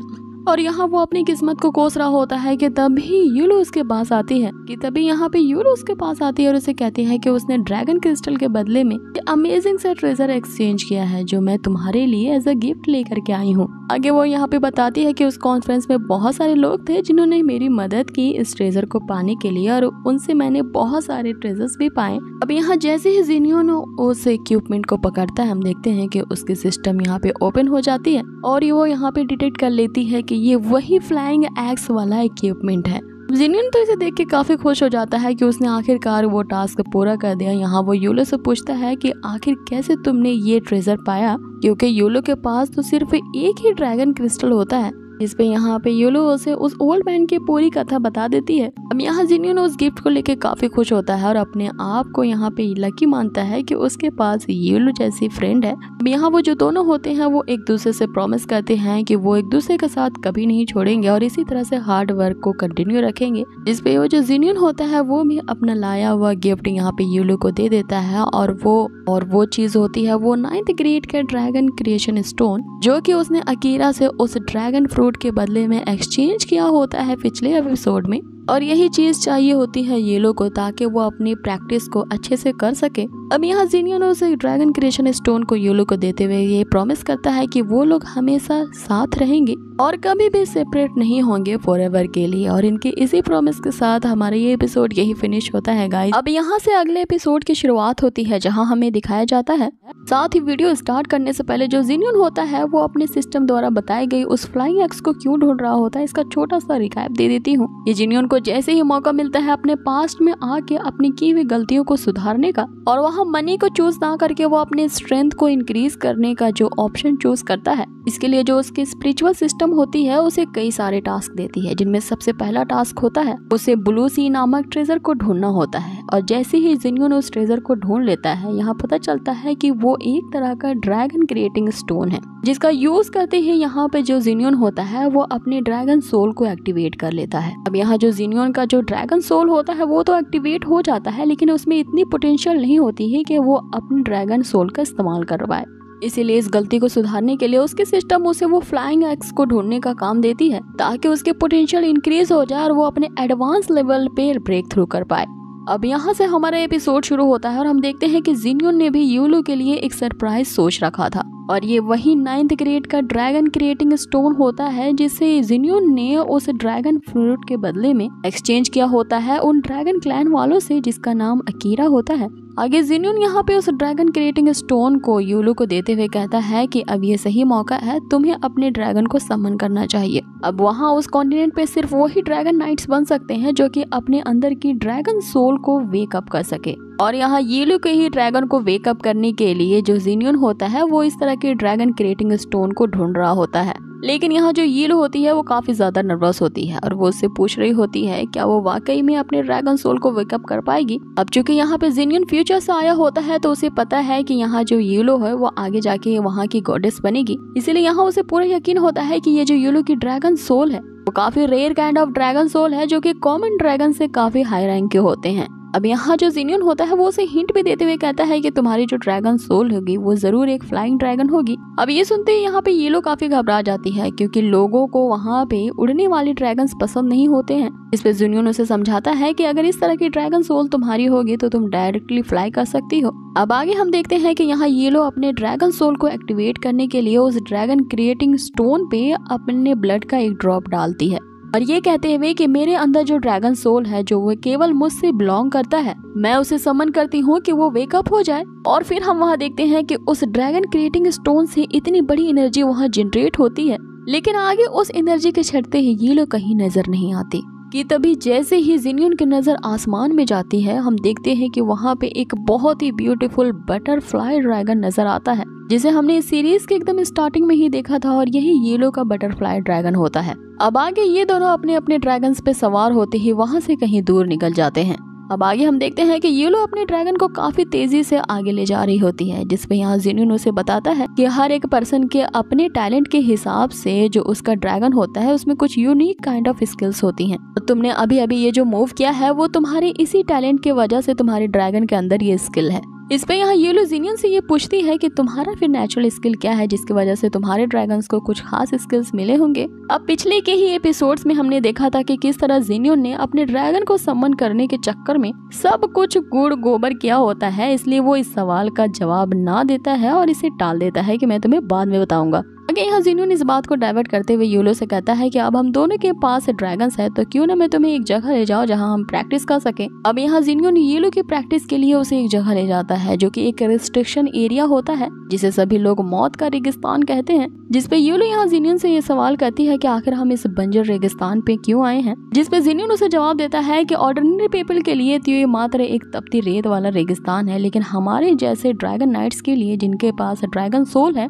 ये प्रैक्टिस करने की बेस्ट जगह होने के साथ साथ ये एक तरह का ट्रेजर मैप भी है जहां हम लोग ट्रेजर हंटिंग कर सकते हैं। अब ये सुनते ही यहाँ पे येलो एक्साइटेड होते हुए उसे पूछती है क्या हम सचमुच में यहाँ किसी प्रकार के ट्रेजर उसको हंट कर सकते हैं। अब चूंकि ज़ेन्यून फ्यूचर्स आया होता है तो उसे पता होता है कि कुछ समय बाद यहाँ पे ऐसे ट्रेजर्स निकाले गए थे जो कि री सेंचुरी के लोगों ने यहाँ पे दबा के रखा था, इसीलिए वो इस जगह पे उन ट्रेजर्स को भी ढूंढने के लिए आया था। लेकिन उस ट्रेजर्स को ढूंढने से पहले यहाँ जो ज़ेन्यून होता है वो येलो को बताता है कि तुम्हारी जो ड्रैगन बटरफ्लाई है वो ऐसी सोल टाइप है जिसका परसेप्शन काफी सेंसिटिव है, मीन्स कि उसमें नई तरह के स्किल्स को इजी तरीके से लर्न करने की काफी एबिलिटी है। आगे वो उसे बताता है कि उन ट्रेजर्स को हंट करने से पहले तुम्हारी ये जो ड्रैगन सोल की परसेप्शन है उसे हाई लेवल पे रीच करना होगा। अब अपने इसी उद्देश्य को पूरा करने के लिए जो ज़ेन्यून होता है वो येलो से कहता है कि तुम्हें अपनी फर्स्ट सोल स्किल को यहाँ पे लर्न करना होगा। ये समझना होगा कि तुम्हारी ये जो ड्रैगन सोल की फर्स्ट स्किल है वो सोल चेन है कि नहीं। अब आगे हम देखते हैं कि येलो वहाँ पे प्रैक्टिस करने लगती है और अपनी फर्स्ट सोल चेन को एक्टिवेट करने की कोशिश करने लगती है। अब वो ऐसा करने की कोशिश कर ही रही होती है कि तभी ज़ेन्यून उससे कहता है कि अभी तुम्हारे पास काफी टाइम है एक ड्रैगन नाइट बनने में, और अगर तुम मेरे ही जैसे इस तरह से हार्ड वर्क करते रहो तो एक न एक दिन वो जरूर आएगा जब तुम मेरे लेवल पे कैच अप कर पाओगी। आगे हम देखते हैं कि ज़ेन्यून यहाँ येलो को इसी प्रकार से तसल्ली भरे शब्द कह ही रहा होता है कि तुम कर लोगी एक न एक दिन, कि हम देखते हैं कि येलो जो होती है वो अपना फर्स्ट ड्रैगन चेन एक्टिवेट कर लेती है। अब ये देखो ज़ेन्यून तो यहाँ पे काफी ज्यादा हैरान रह जाता है कि अरे तुमने ये इतनी जल्दी कर भी लिया। अब यहाँ पे सीन कट होता है और हम आगे देखते हैं कि अब ज़ेन्यून जो होता है वो येलो को और भी ज्यादा उस सोल चेन के बारे में बताने लगता है, ये कहते हुए कि अब जबकि तुमने अपने इस फर्स्ट सोल चेन को एक्वायर कर लिया है तो तुम्हें सबसे पहले इसके स्किल को यूज करना आना चाहिए जो कि होता है एक सोल कंट्रोल, मीन्स कि अपने ड्रैगन सोल की मदद से वो किसी के भी सोल को कंट्रोल कर पाएगी। अब ज़ेन्यून इसके लिए यहाँ पे येलो को एक टास्क देता है ताकि वो सोल कंट्रोल के स्किल को आसानी से समझ पाए।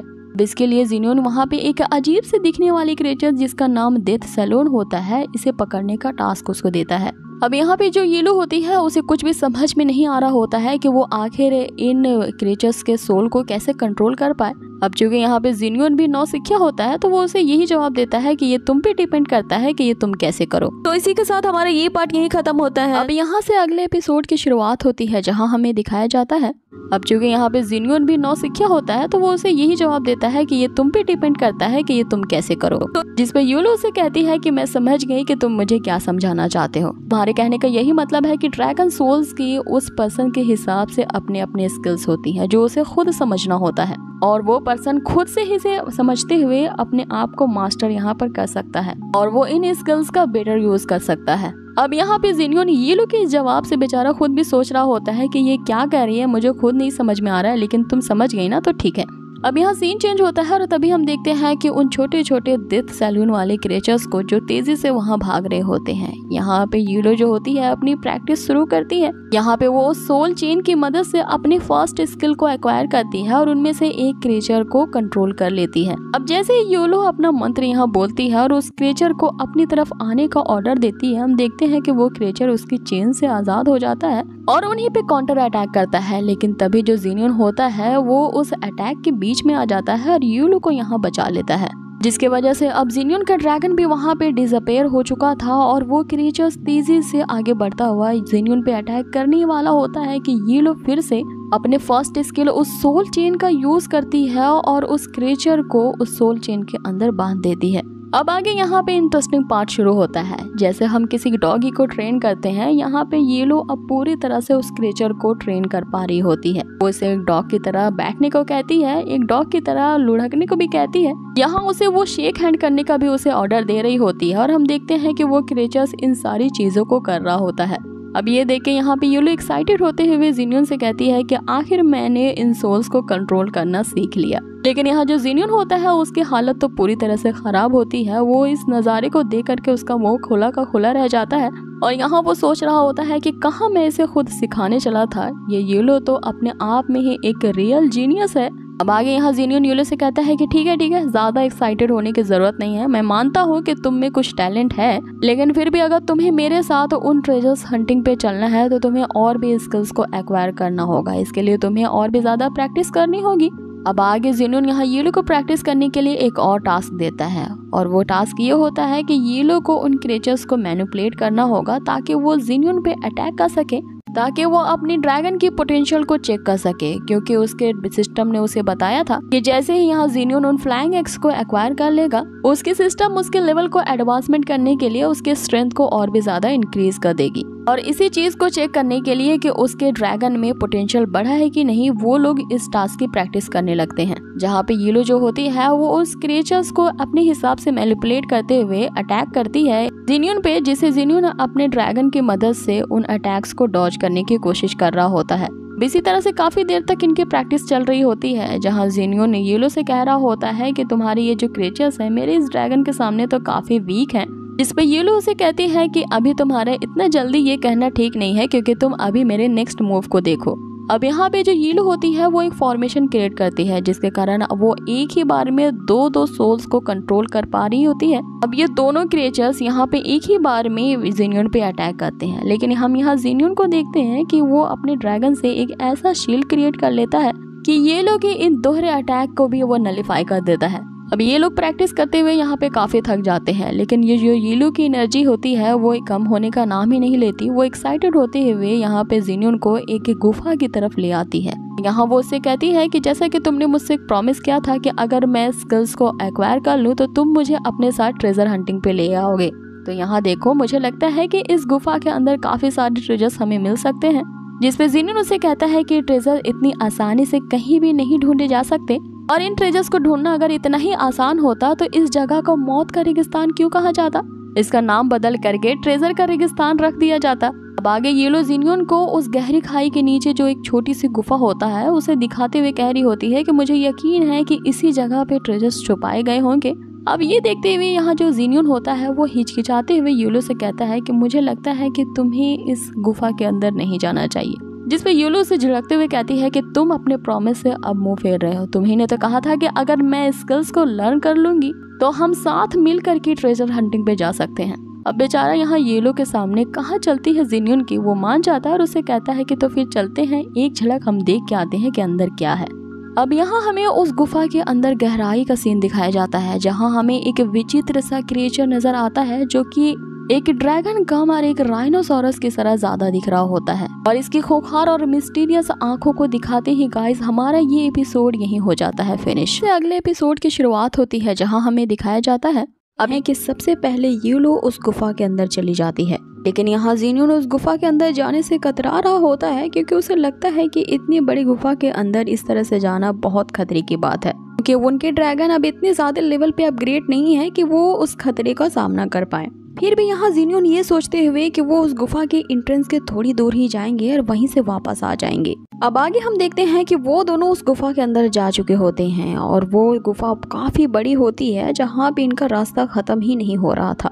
जहाँ काफी अंदर जाने के बाद इन्हें पता चलता है कि इस गुफा में एक नहीं बल्कि सैकड़ों माइंस हैं। आगे जैसे ही येलो अपने पावर से वहाँ पे लाइट अप करती है, वे दोनों देखते हैं वो mines rare kind of dragon stone से भरे हुए हैं। इसके बारे में जिनियन कहता है कि ये आर्टिब्यूट्स ऐसे ड्रैगन क्रिस्टल हैं और इसके एक क्रिस्टल की यहाँ कीमत 100 ऑफ मिलियंस के गोल्ड के बराबर है।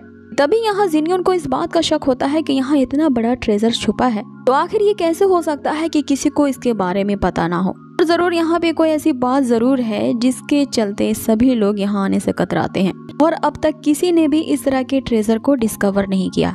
अब यहाँ जिनियन की ऐसा सोचने की देर होती है कि हम देखते हैं कि वहाँ की जो गुफाएं होती हैं उसकी दीवारें चटकने लगती हैं, चारों तरफ से पत्थर टूटने लगते हैं और यहाँ ये दोनों वहाँ से भागने की कोशिश करते हैं। क्योंकि वो गुफा के एकदम अंदर डिफ में चले गए थे, इसीलिए वहाँ से उन्हें बाहर निकलने में काफी टाइम लग जाता है। लेकिन जैसे तैसे करके वो ड्रैगन के ब्लास्ट का यूज करके वहाँ बाहर निकल तो आते हैं। इसमें यहाँ योलो जिनियन से पूछती है कि अभी अभी वहाँ पे क्या हुआ था, क्या किसी ड्रैगन ने वहाँ पर वेकअप किया है। जिस पे जिनियन उसे कहता है कि मुझे नहीं पता, लेकिन हम उससे बचते हुए काफी दूर आ गए हैं। अब यहाँ हम देखते हैं कि जैसे ही जिनियन कुछ बात कहता है, यहाँ पे उसका उलट ही होता है। वहाँ तभी ही रेगिस्तान की जमीन फटने लगती है। चारों तरफ से धूल की आंधी के कारण वहाँ पे धुंधलापन छा जाता है कि तभी इनके सामने अपेयर होता है वो विशालकाय ड्रैगन मॉन्स्टर, जो कि इन दोनों के ड्रैगन से काफी बड़ा होता है। यहाँ यूलो उसे देखती ही कहती है कि हम कभी जिंदगी में इस ड्रैगन को बीट नहीं कर पाएंगे, तो अच्छा ये होगा कि हम यहाँ से भाग जाएं। जिस पे जिनियन उसे कहता है कि अब हम लोग काफी बुरे फंसे हैं, क्योंकि अब हम यहाँ से भाग नहीं पाएंगे, क्योंकि इस धूल की आंधी ने हमें चारों तरफ से घेर लिया है। आगे जिनियन उसे कहता है कि ये जरूर उस डेथ सैलून का लीडर होगा और अगर हमें यहाँ से जिंदा बच के जाना है तो हमें इसे किसी भी तरह से हराना होगा। इससे यहाँ यूलो काफी घबरा जाती है और उसे कह रही होती है कि हमारा कभी भी इतने बड़े मॉन्स्टर के साथ सामना नहीं हुआ, ये कितना बड़ा और स्केरी है। जिस पे यहाँ मोटिवेट करते हुए जिनियन उसे कहता है कि तुम ये समझो कि ये तुम्हारा एक तरह का प्रैक्टिकल ट्रेनिंग है। इसे फाइट करने के दौरान तुम्हारी ये जो बटरफ्लाई ड्रैगन है इसके स्ट्रेंथ में इम्प्रूवमेंट आएगा और इस मॉन्स्टर ड्रैगन ने ये जो धूल की आंधी क्रिएट की है, मुझे नहीं लगता कि ये ज्यादा देर तक इसे मेंटेन कर पाएगा। इसीलिए अगर हम दोनों अपनी शक्तियों को मिला करके इससे लड़ें तो हमारे पास काफी चांसेस हैं इसे बीट करने के लिए। आगे यहाँ जिनियन यूलो को अपनी सोल कंट्रोल की स्किल इस्तेमाल करने को कहता है ताकि वो इसका इस्तेमाल करके अपने एनिमीज को कंट्रोल में कर सके। अब फिर भी यहाँ जो यूलो होती है वो होती तो है बच्ची ही, वो काफी ज्यादा डर रही होती है अपने उस सोल कंट्रोल का यूज करने में, क्योंकि उसे लग रहा होता है कि वो इतने बड़े मॉन्स्टर को कंट्रोल नहीं कर पाएगी। जिस पे जिनियन उसे कहता है कि हमें आगे फ्यूचर में इससे भी बड़ी बड़ी क्राइसिस को संभालना होगा। अब मुझे ये नहीं समझ में आ रहा होता है जितनी ये लेक्चर दे रहा होता है यूलो को, क्या उतनी देर ये ड्रैगन मॉन्स्टर इनका भाषण सुनने के लिए उस हवा में तैर रहा होता है। बाय द वे अब आगे बढ़ते हैं और लगता है कि यहाँ हमारी बात को उस ड्रैगन ने सुन लिया होगा, इसीलिए अब ये उन पे अटैक करता है। अब यहाँ आमतौर पर तो ड्रैगन्स आग उगलते हैं, लेकिन ये जो मॉन्स्टर ड्रैगन था वो रेगिस्तान का ड्रैगन होने के कारण अपने मुंह से सैंड बॉम्ब उगल रहा होता है, लेकिन ये दोनों उसके अटैक को डॉज कर लेते हैं। आगे हम देखते हैं जिनियन अपने ड्रैगन से उस मॉन्स्टर पे अटैक करता है, जिसका उस पे कुछ भी इफेक्ट नहीं पड़ता, क्योंकि यहाँ जो जिनियन का ड्रैगन होता है वो वाटर बॉम्ब उगल रहा होता है। अब आगे हम देखते हैं कि वो मॉन्स्टर जिनियन के पीछे लग जाता है और उस पे लगातार अपने सैंड बॉम्ब से अटैक कर रहा था। अब यहाँ जिनियन उसके अटैक से बचता हुआ यूलो को ऑर्डर देता है कि वो जल्द से जल्द अपनी सोल चेन का यूज करे, लेकिन यहाँ यूलो का पासा बिल्कुल ही उल्टा पड़ जाता है, क्योंकि वो जो मॉन्स्टर होता है वो 1 सेकंड से ही उसके सोल चेन से बचता हुआ उसके पीछे आ खड़ा होता है और उस पे अपने सैंड बॉम्ब से अटैक करता है। लेकिन यहाँ एंड मौके पे ही जिनियन एक शील्ड के द्वारा यूलो को बचा लेता है। अब यहाँ हम जिनियन को देखते हैं जो कि काफी ज्यादा टायर्ड हो चुका था, क्योंकि वो जो मॉन्स्टर होता है उसकी जो स्पीड होती है वो बाकी सभी ड्रैगन से काफी ज्यादा फास्ट थी, जिसकी स्पीड को ये लोग कैचअप नहीं कर पा रहे थे। लेकिन वही जिनियन ये देखता है उस मॉन्स्टर के जो सैंड बॉम्ब होते हैं वो लगातार शूट होने के कारण उनकी जो रेंज होती है वो काफी कम होती जा रही थी। इसका मतलब ये था कि इस ड्रैगन ने अपनी काफी एनर्जी को कंज्यूम किया है उस विंड बैरियर को अब तक मेंटेन करने में, जिसके कारण इसके जो सोल बॉम्ब है उनकी स्ट्रेंथ काफी वीक हो चुकी है। आगे जिनियन उससे कहता है कि हमें इसकी इसी कमजोरी का फायदा उठाना है, इस ड्रैगन मॉन्स्टर को इतना ज्यादा थका देना है कि इसकी सारी की सारी पावर्स एग्जॉस्ट हो जाए। जिस पे यहाँ यूलो उसे कहती है लेकिन ये ड्रैगन की जो मुंह की बदबू है वो काफी स्टिंकिंग है, फिर भी मैं आज इस बदबूदार मॉन्स्टर को हरा के ही रहूंगी। अब यहाँ पे एपिसोड खत्म होता है और हमें अगले एपिसोड में दिखाया जाता है। आगे हम देखते हैं कि वे अपने प्लान के अकॉर्डिंग ऐसा ही करते हैं। जिनियन लगातार अपने वाटर बॉम्ब से उस मॉन्स्टर पे अटैक करता है और फिर उसे अपने ड्रैगन से जकड़ लेता है, लेकिन वो जो मॉन्स्टर होता है वो अभी काफी ज्यादा पावरफुल था और यहाँ 1 सेकंड के अंदर ही वो उसकी इस जकड़न से अपने आप को आसानी से छुड़ा लेता है। अब यहाँ बारी आती है यूलो की, जो अपने सोल चेन से उस पे अटैक करती है। इसी तरह से अटैक करते हुए उन्हें इस डेथ रेगिस्तान में पूरा दिन बीत जाता है। यहाँ जिन्योन को ये समझ में नहीं आ रहा होता है कि इस मॉन्स्टर में कितनी ज्यादा और पावर बची है, क्योंकि अब इन दोनों के ड्रैगन्स के पास जो पावर होती है वो खत्म होने को आई थी। आगे हम देखते हैं कि वो मॉन्स्टर ड्रैगन ऐसा यूलो पे अटैक करता है कि वो नीचे गिर जाती है, लेकिन यहाँ जिन्योन का ड्रैगन उसे कैचअप कर लेता है। अब इस बात से यहाँ क्रोधित होते हुए जिन्योन उस ड्रैगन से कहता है कि तुम्हारी हिम्मत कैसे हुई मेरे यूलो को हर्ट करने की। वो अपने ड्रैगन स्किल को एक्टिवेट करता है और इस स्किल के कारण वहाँ एक बहुत बड़ा पंजा आ जाता है जो कि उस मॉन्स्टर को ऐसा धर दबोचता है कि उस पंजे से इसका छूटना मुश्किल था। आगे वो यूलो से कहता है कि अब यही सही मौका है कि उसे अपने चेन सोल का यूज करना चाहिए। अब यहाँ यूलो अपनी ड्रैगन स्किल का यूज करते हुए एक के बाद एक चेन से उस पर अटैक कर रही होती है, जिससे हम देखते हैं कि वो ड्रैगन मॉन्स्टर वहीं पे डिस्ट्रॉय हो जाता है और उसके मरते ही वहाँ उसके बॉडी का इनर कोर अफेयर होता है। अब आगे यूलो उस ड्रैगन कोर को स्वॉलो कर लेती है, क्योंकि यूलो ने ही उस ड्रैगन को डिस्ट्रॉय किया था, इसीलिए अब उसके पास एक न्यू ड्रैगन पैटर्न है। अगर यूलो यहाँ काफी ज्यादा एक्साइटेड होती है क्योंकि उसने पहली बार एक ड्रैगन पैटर्न को सक्सीड किया था, लेकिन यहाँ वो काफी ज्यादा चिंतित होती है ये सोचते हुए कि अगर ये जो मॉन्स्टर है उसके लिए एक ड्रैगन पैटर्न बन गया है तो कहीं वो उसके ड्रैगन बटरफ्लाई को तो नहीं खा जाएगा। जिसमें जिन्योन उसे कहता है कि अरे पागल, ऐसा कुछ नहीं होता। वो जो ड्रैगन बटरफ्लाई है वो तुम्हारा अपना सोल स्लेव है, जिसे तुम जब चाहो जरूरत के समय समन कर सकती हो, जो कि तुम्हारे उसी ड्रैगन पैटर्न में हिडन होगा। आगे फ्यूचर में तुम जितने सारे मॉन्स्टर ड्रैगन का शिकार करोगी और उनके ड्रैगन कोर को एब्सॉर्ब करोगी, तुम्हें उतने ज्यादा ड्रैगन पैटर्न्स मिलेंगे, जो कि तुम्हारे ही बटरफ्लाई ड्रैगन को और भी ज्यादा पावरफुल करेगा। ये वो से कहता है कि तुम अगर अपने स्किल्स को इसी तरह से प्रैक्टिस करती रही तो तुम गोल्ड लेवल तक पहुंच सकती हो। उनकी इसी बातचीत के बीच हम यूलो के ड्रैगन पैटर्न से उसके बटरफ्लाई ड्रैगन को निकलता देखते हैं, जिसमें काफी चेंजेस आ चुके होते हैं। और ये देख के यूलो यहाँ रोने लगती है कि कहीं ये मेरा ड्रैगन बटरफ्लाई बीमार तो नहीं हो गया। इस पे जिन्योन उसे कहता है कि ये बीमार नहीं हुआ है बल्कि ये अपग्रेड हो चुका है और तुम यहाँ और भी ज्यादा स्ट्रॉन्गर बन चुकी हो, क्योंकि तुम अपने आप ब्रॉन्ज लेवल पे पहुंच चुकी हो। जिसपे यहाँ यूलो के हम चुलबुला सा नेचर देखते हैं, जो कि पल में रोती है और पल में एक्साइटेड हो जाती है। यहाँ वो आगे जिन्योन से कहती है कि वो आगे अब और भी ज्यादा हार्ड वर्क करेगी अपने लेवल को अप करने के लिए। जिसमें जिन्योन उसे कहता है कि अब तुम कितना ज्यादा हार्ड वर्क करोगी क्योंकि तुम मेरे से भी ज्यादा स्ट्रॉन्गर हो चुकी हो। हम देखते हैं यूलो को शर्माते हुए वो जिन्योन को थैंक्स कर रही होती है, क्योंकि उसी के वजह से आज ये वहाँ पे लेवल अप कर पाई है। अब यहाँ ये सुन के जिन्योन काफी ज्यादा इमोशनल हो जाता है कि तभी हम यहाँ बहुत ही विचित्र सा सीन देखते हैं। जिन्योन कोशिश कर रहा होता है यहाँ यूलो को किस करने के लिए। अरे भाई वो माइनर है। अब यहाँ यूलो के दिल में भी जिन्योन के लिए सेम फीलिंग होती है। ये जान के जिन्योन काफी खुश हो रहा होता है कि वो दोनों एक दूसरे के लिए same kind of feeling share कर रहे हैं। इससे पहले कि इन दोनों माइनर्स के बीच ऐसा कुछ हो पाता, हम वहाँ पे एक बहुत बड़े फ्लाइंग हाथी को देखते हैं। और ये फ्लाइंग हाथी कम पिगी वही होता है जिसने उस विलेज में लगे आग के दौरान इन दोनों को उस गुफा के अंदर से निकाला था। और इसको राइड करने वाला और कोई नहीं बल्कि वही अडा होता है, जो इनका बिजनेस पार्टनर भी था। यहाँ वो चिल्लाते हुए इन दोनों को हाई करता है और इसी के साथ ही हमारा ये एपिसोड हो जाता है फिनिश। अब नेक्स्ट एपिसोड की शुरुआत होती है और हम देखते हैं एपिसोड शुरू होता है जहां हमने देखा था कि इनसे मिलने के लिए उसी मौत के रेगिस्तान में यहाँ उनसे मिलने अडा भी आता है, जो कि इनका पुराना बिजनेस पार्टनर भी होता है। यहाँ वो उन दोनों से कहता है कि कुछ दिन के लिए मैं तुमसे दूर क्या हुआ, यहाँ तो तुम लोगों के पास ही अपने अपने ड्रैगन्स हो गए, लेकिन मैं तुम लोगों के लिए यहाँ इससे भी ज्यादा बड़ी खुशखबरी लेकर आया हूँ कि उस माओ टाउन में एक बहुत ही बड़ा ऑक्शन होने वाला है, जहाँ पे काफी ज्यादा शहर के अमीर लोग आएंगे। आगे वो जिन्योन की तरफ देख करके इशारा करके बोलता है कि हो सकता है कि हम उन अमीर लड़कियों में से कुछ अपने लिए पटा भी लें। अब आगे अडा यहाँ पे उस ऑक्शन हॉल का उसे टिकट भी देता है, जिसे देखते ही यहाँ जिन्योन को कुछ याद आता है कि उसने इस तरह की पर्ची को पहले देखा है। अब आगे उनकी जर्नी उसी माओ सिटी की तरफ जाती है, जहाँ इन्हें पता चलता है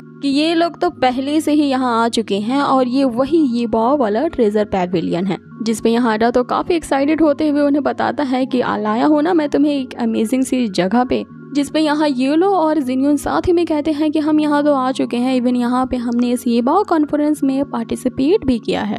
जिसपे अडा यहाँ उनसे चीखते चिल्लाते हुए कह रहा होता है कि अब तक मैं यहाँ पे नहीं आया, इस कॉन्फ्रेंस में पार्टिसिपेट करने के लिए बहुत सारे ट्रेजर्स की जरूरत होती है कि तो तुम लोगों के पास ये सारे ट्रेजर्स आखिर आए कहाँ से।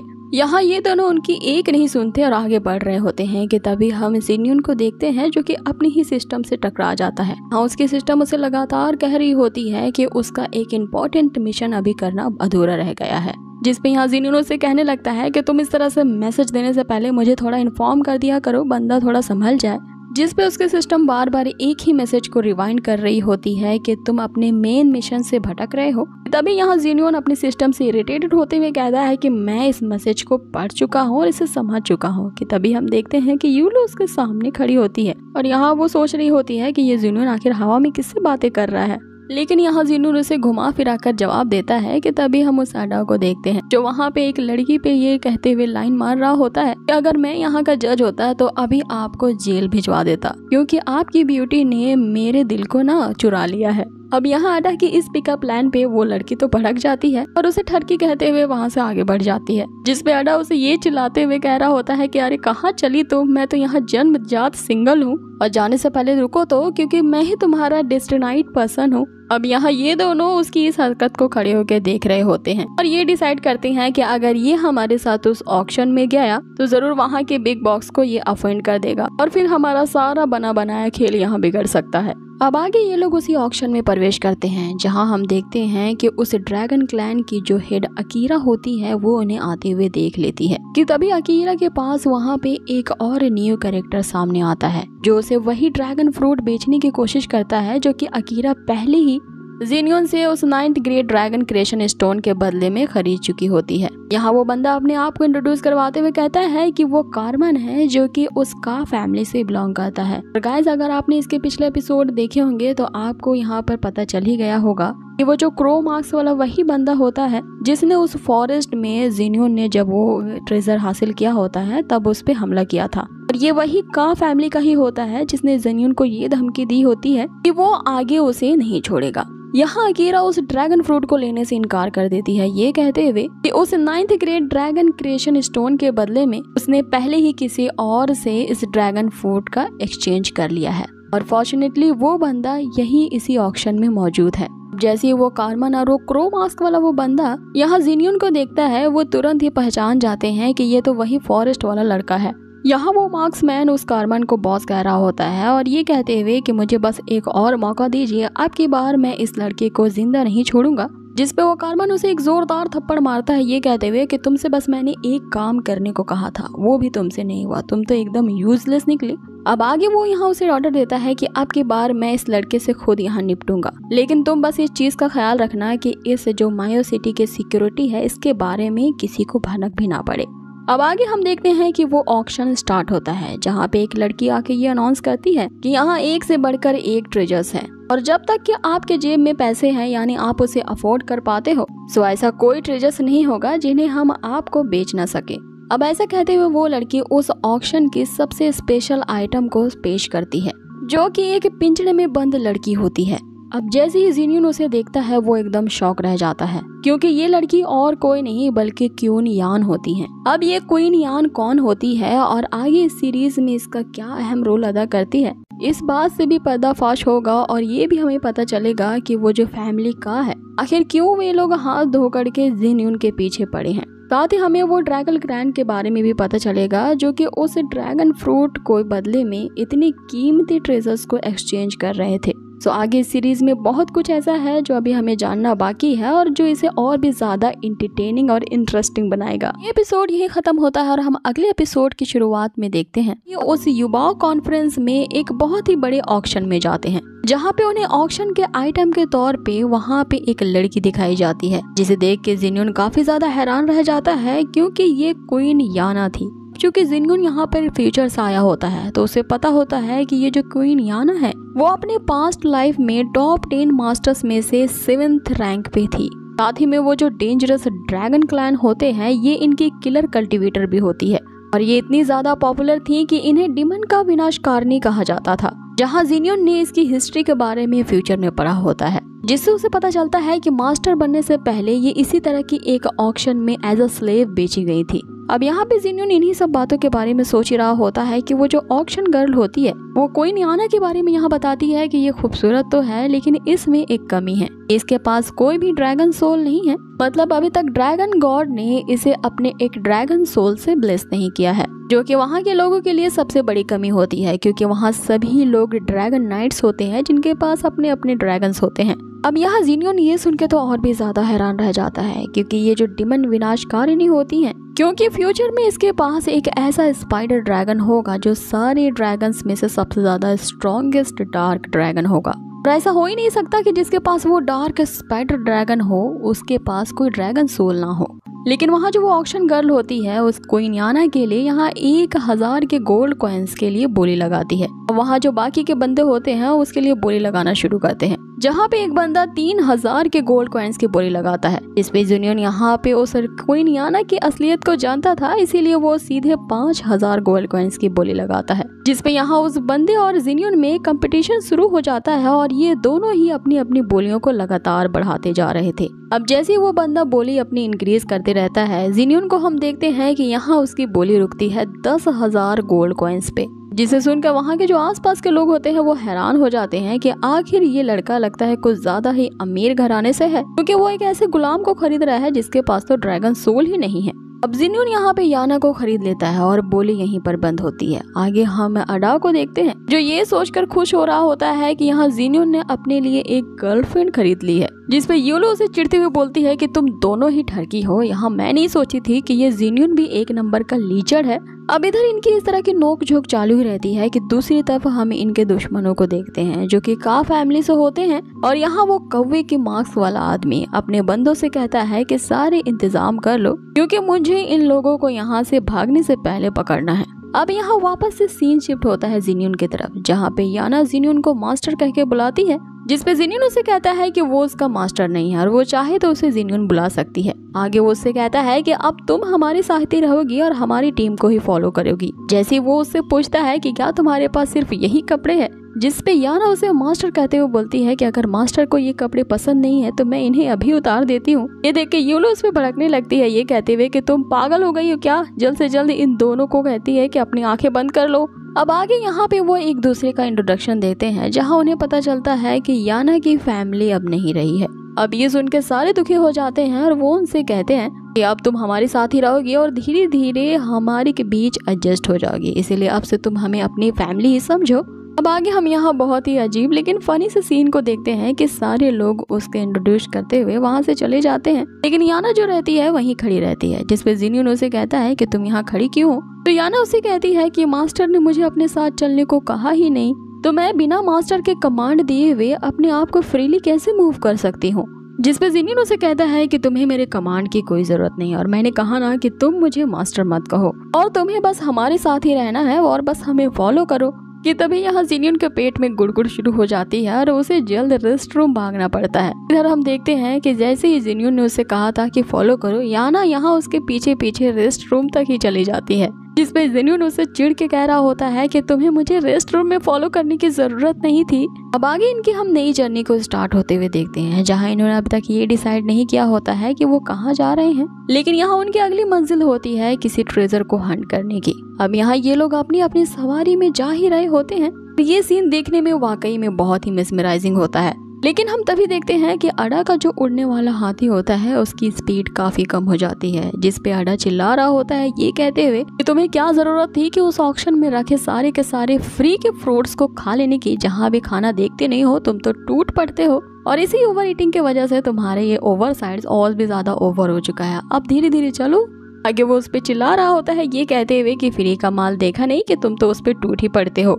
और यहाँ बेचारा अपनी ही किस्मत को कोस रहा होता है, क्योंकि ना तो उसके इस उड़ने वाले हाथी में फुर्ती होती है और इतनी ज्यादा मेहनत करने के बावजूद भी उस कॉन्फ्रेंस में उसे एक लड़की तक घास नहीं डालती। हाँ, वो अपने आप से कह रहा होता है कि इतना हैंडसम और सुंदर होने के बावजूद भी लड़कियों को तो उस पर टूट पड़ना चाहिए, लेकिन एक सिंगल लड़की ने भी उसे पहचानने से इनकार कर दिया। लेकिन हम तभी देखते हैं कि उस दुखी आत्मा के सामने कई सारे उड़ते हुए ड्रैगन सामने आ जाते हैं, जो इसे चारों तरफ से घेर लेते हैं। अब जैसे यहाँ पे यूलो इस बात की खबर जिन्योन को देना चाहती थी, जिन्योन यहाँ आगे निकल चुका होता है कि तभी यूलो अपनी ड्रैगन सोल का यूज करते हुए जिन्योन को कम्युनिकेट करती है। उसे बताती है कि वो जल्द से जल्द पीछे देखे। अब जैसे ही जिन्योन पीछे दिखता है तो वो अपने पार्टनर को बहुत सारे ड्रैगन्स के बीच गिरा पाता है। तभी अचानक से हम उनके मेन लीडर को देखते हैं जो आते ही यहाँ जिन्योन पे अटैक करता है, और ये और कोई नहीं बल्कि वही का फैमिली का जो कारमन होता है, वो अपने खास बंदे को जो कि एक स्पेशल कौवे वाला मास्क लगाए था, वो यहाँ जिन्योन के सामने खड़ा होता है। आगे वो जिन्योन से कहता है कि हमारी फिर से मुलाकात हो गई, तो क्या तुमने मुझे पहचाना? पिछले के एपिसोड में हमने इसी क्रो मैन को देखा होता है, और ये क्रो मैन वही होता है जो जिन्योन से उस ब्लू सी ट्रेजर के लिए उस फॉरेस्ट में फाइट करता है। और जब वो उस ब्लू सी ट्रेजर को नहीं ले पाता क्योंकि उसके लेने से पहले ही जिन्योन ने उसे एक्टिवेट कर लिया था, जिसके एक्टिवेशन के कारण ही हम देखते हैं कि जिन्योन ने अपना ये ड्रैगन पाया था, जो बाय द वे उसके लिए एक फेलियर ही होता है क्योंकि उसके ड्रैगन्स को फिर से रिबूट करने के लिए उसके सिस्टम ने उसे जो टास्क दिए थे, उस टास्क को करने के बावजूद ही उस ड्रैगन की जो पावर होती है वो इंक्रीज हो सकती है और वो नेक्स्ट लेवल पे ब्रेक थ्रू कर सकता है। साथ ही हमने पिछले एपिसोड में ये भी देखा था कि जो जिन्योन की सिस्टम होती है वो लगातार उसे फिर से एक टास्क दे रही होती है। अब ये टास्क क्या होता है और अब इन चारों की जोड़ी आगे कौन सी जर्नी पे निकलती है, ये सब कुछ जानेंगे हम इसके नेक्स्ट एपिसोड में। लेकिन वीडियो को एंड करने से पहले ना आपसे प्लीज एक रिक्वेस्ट है, किसी भी सीरीज की एक्सप्लेनेशन जो आप मेरी वॉइस में सुनना चाहते हैं इसके लिए मुझे जरूर कमेंट करें। साथ ही अगर वीडियो आपको 1% भी अच्छी लगी हो ना तो सिर्फ कमेंट में एक हार्ट दे दो। आपके एक हार्ट से ही मेरा दिन बन जाएगा, क्योंकि आपके कमेंट्स एंड लाइक्स ही हैं जो मेरी मोटिवेशन का सोर्स है।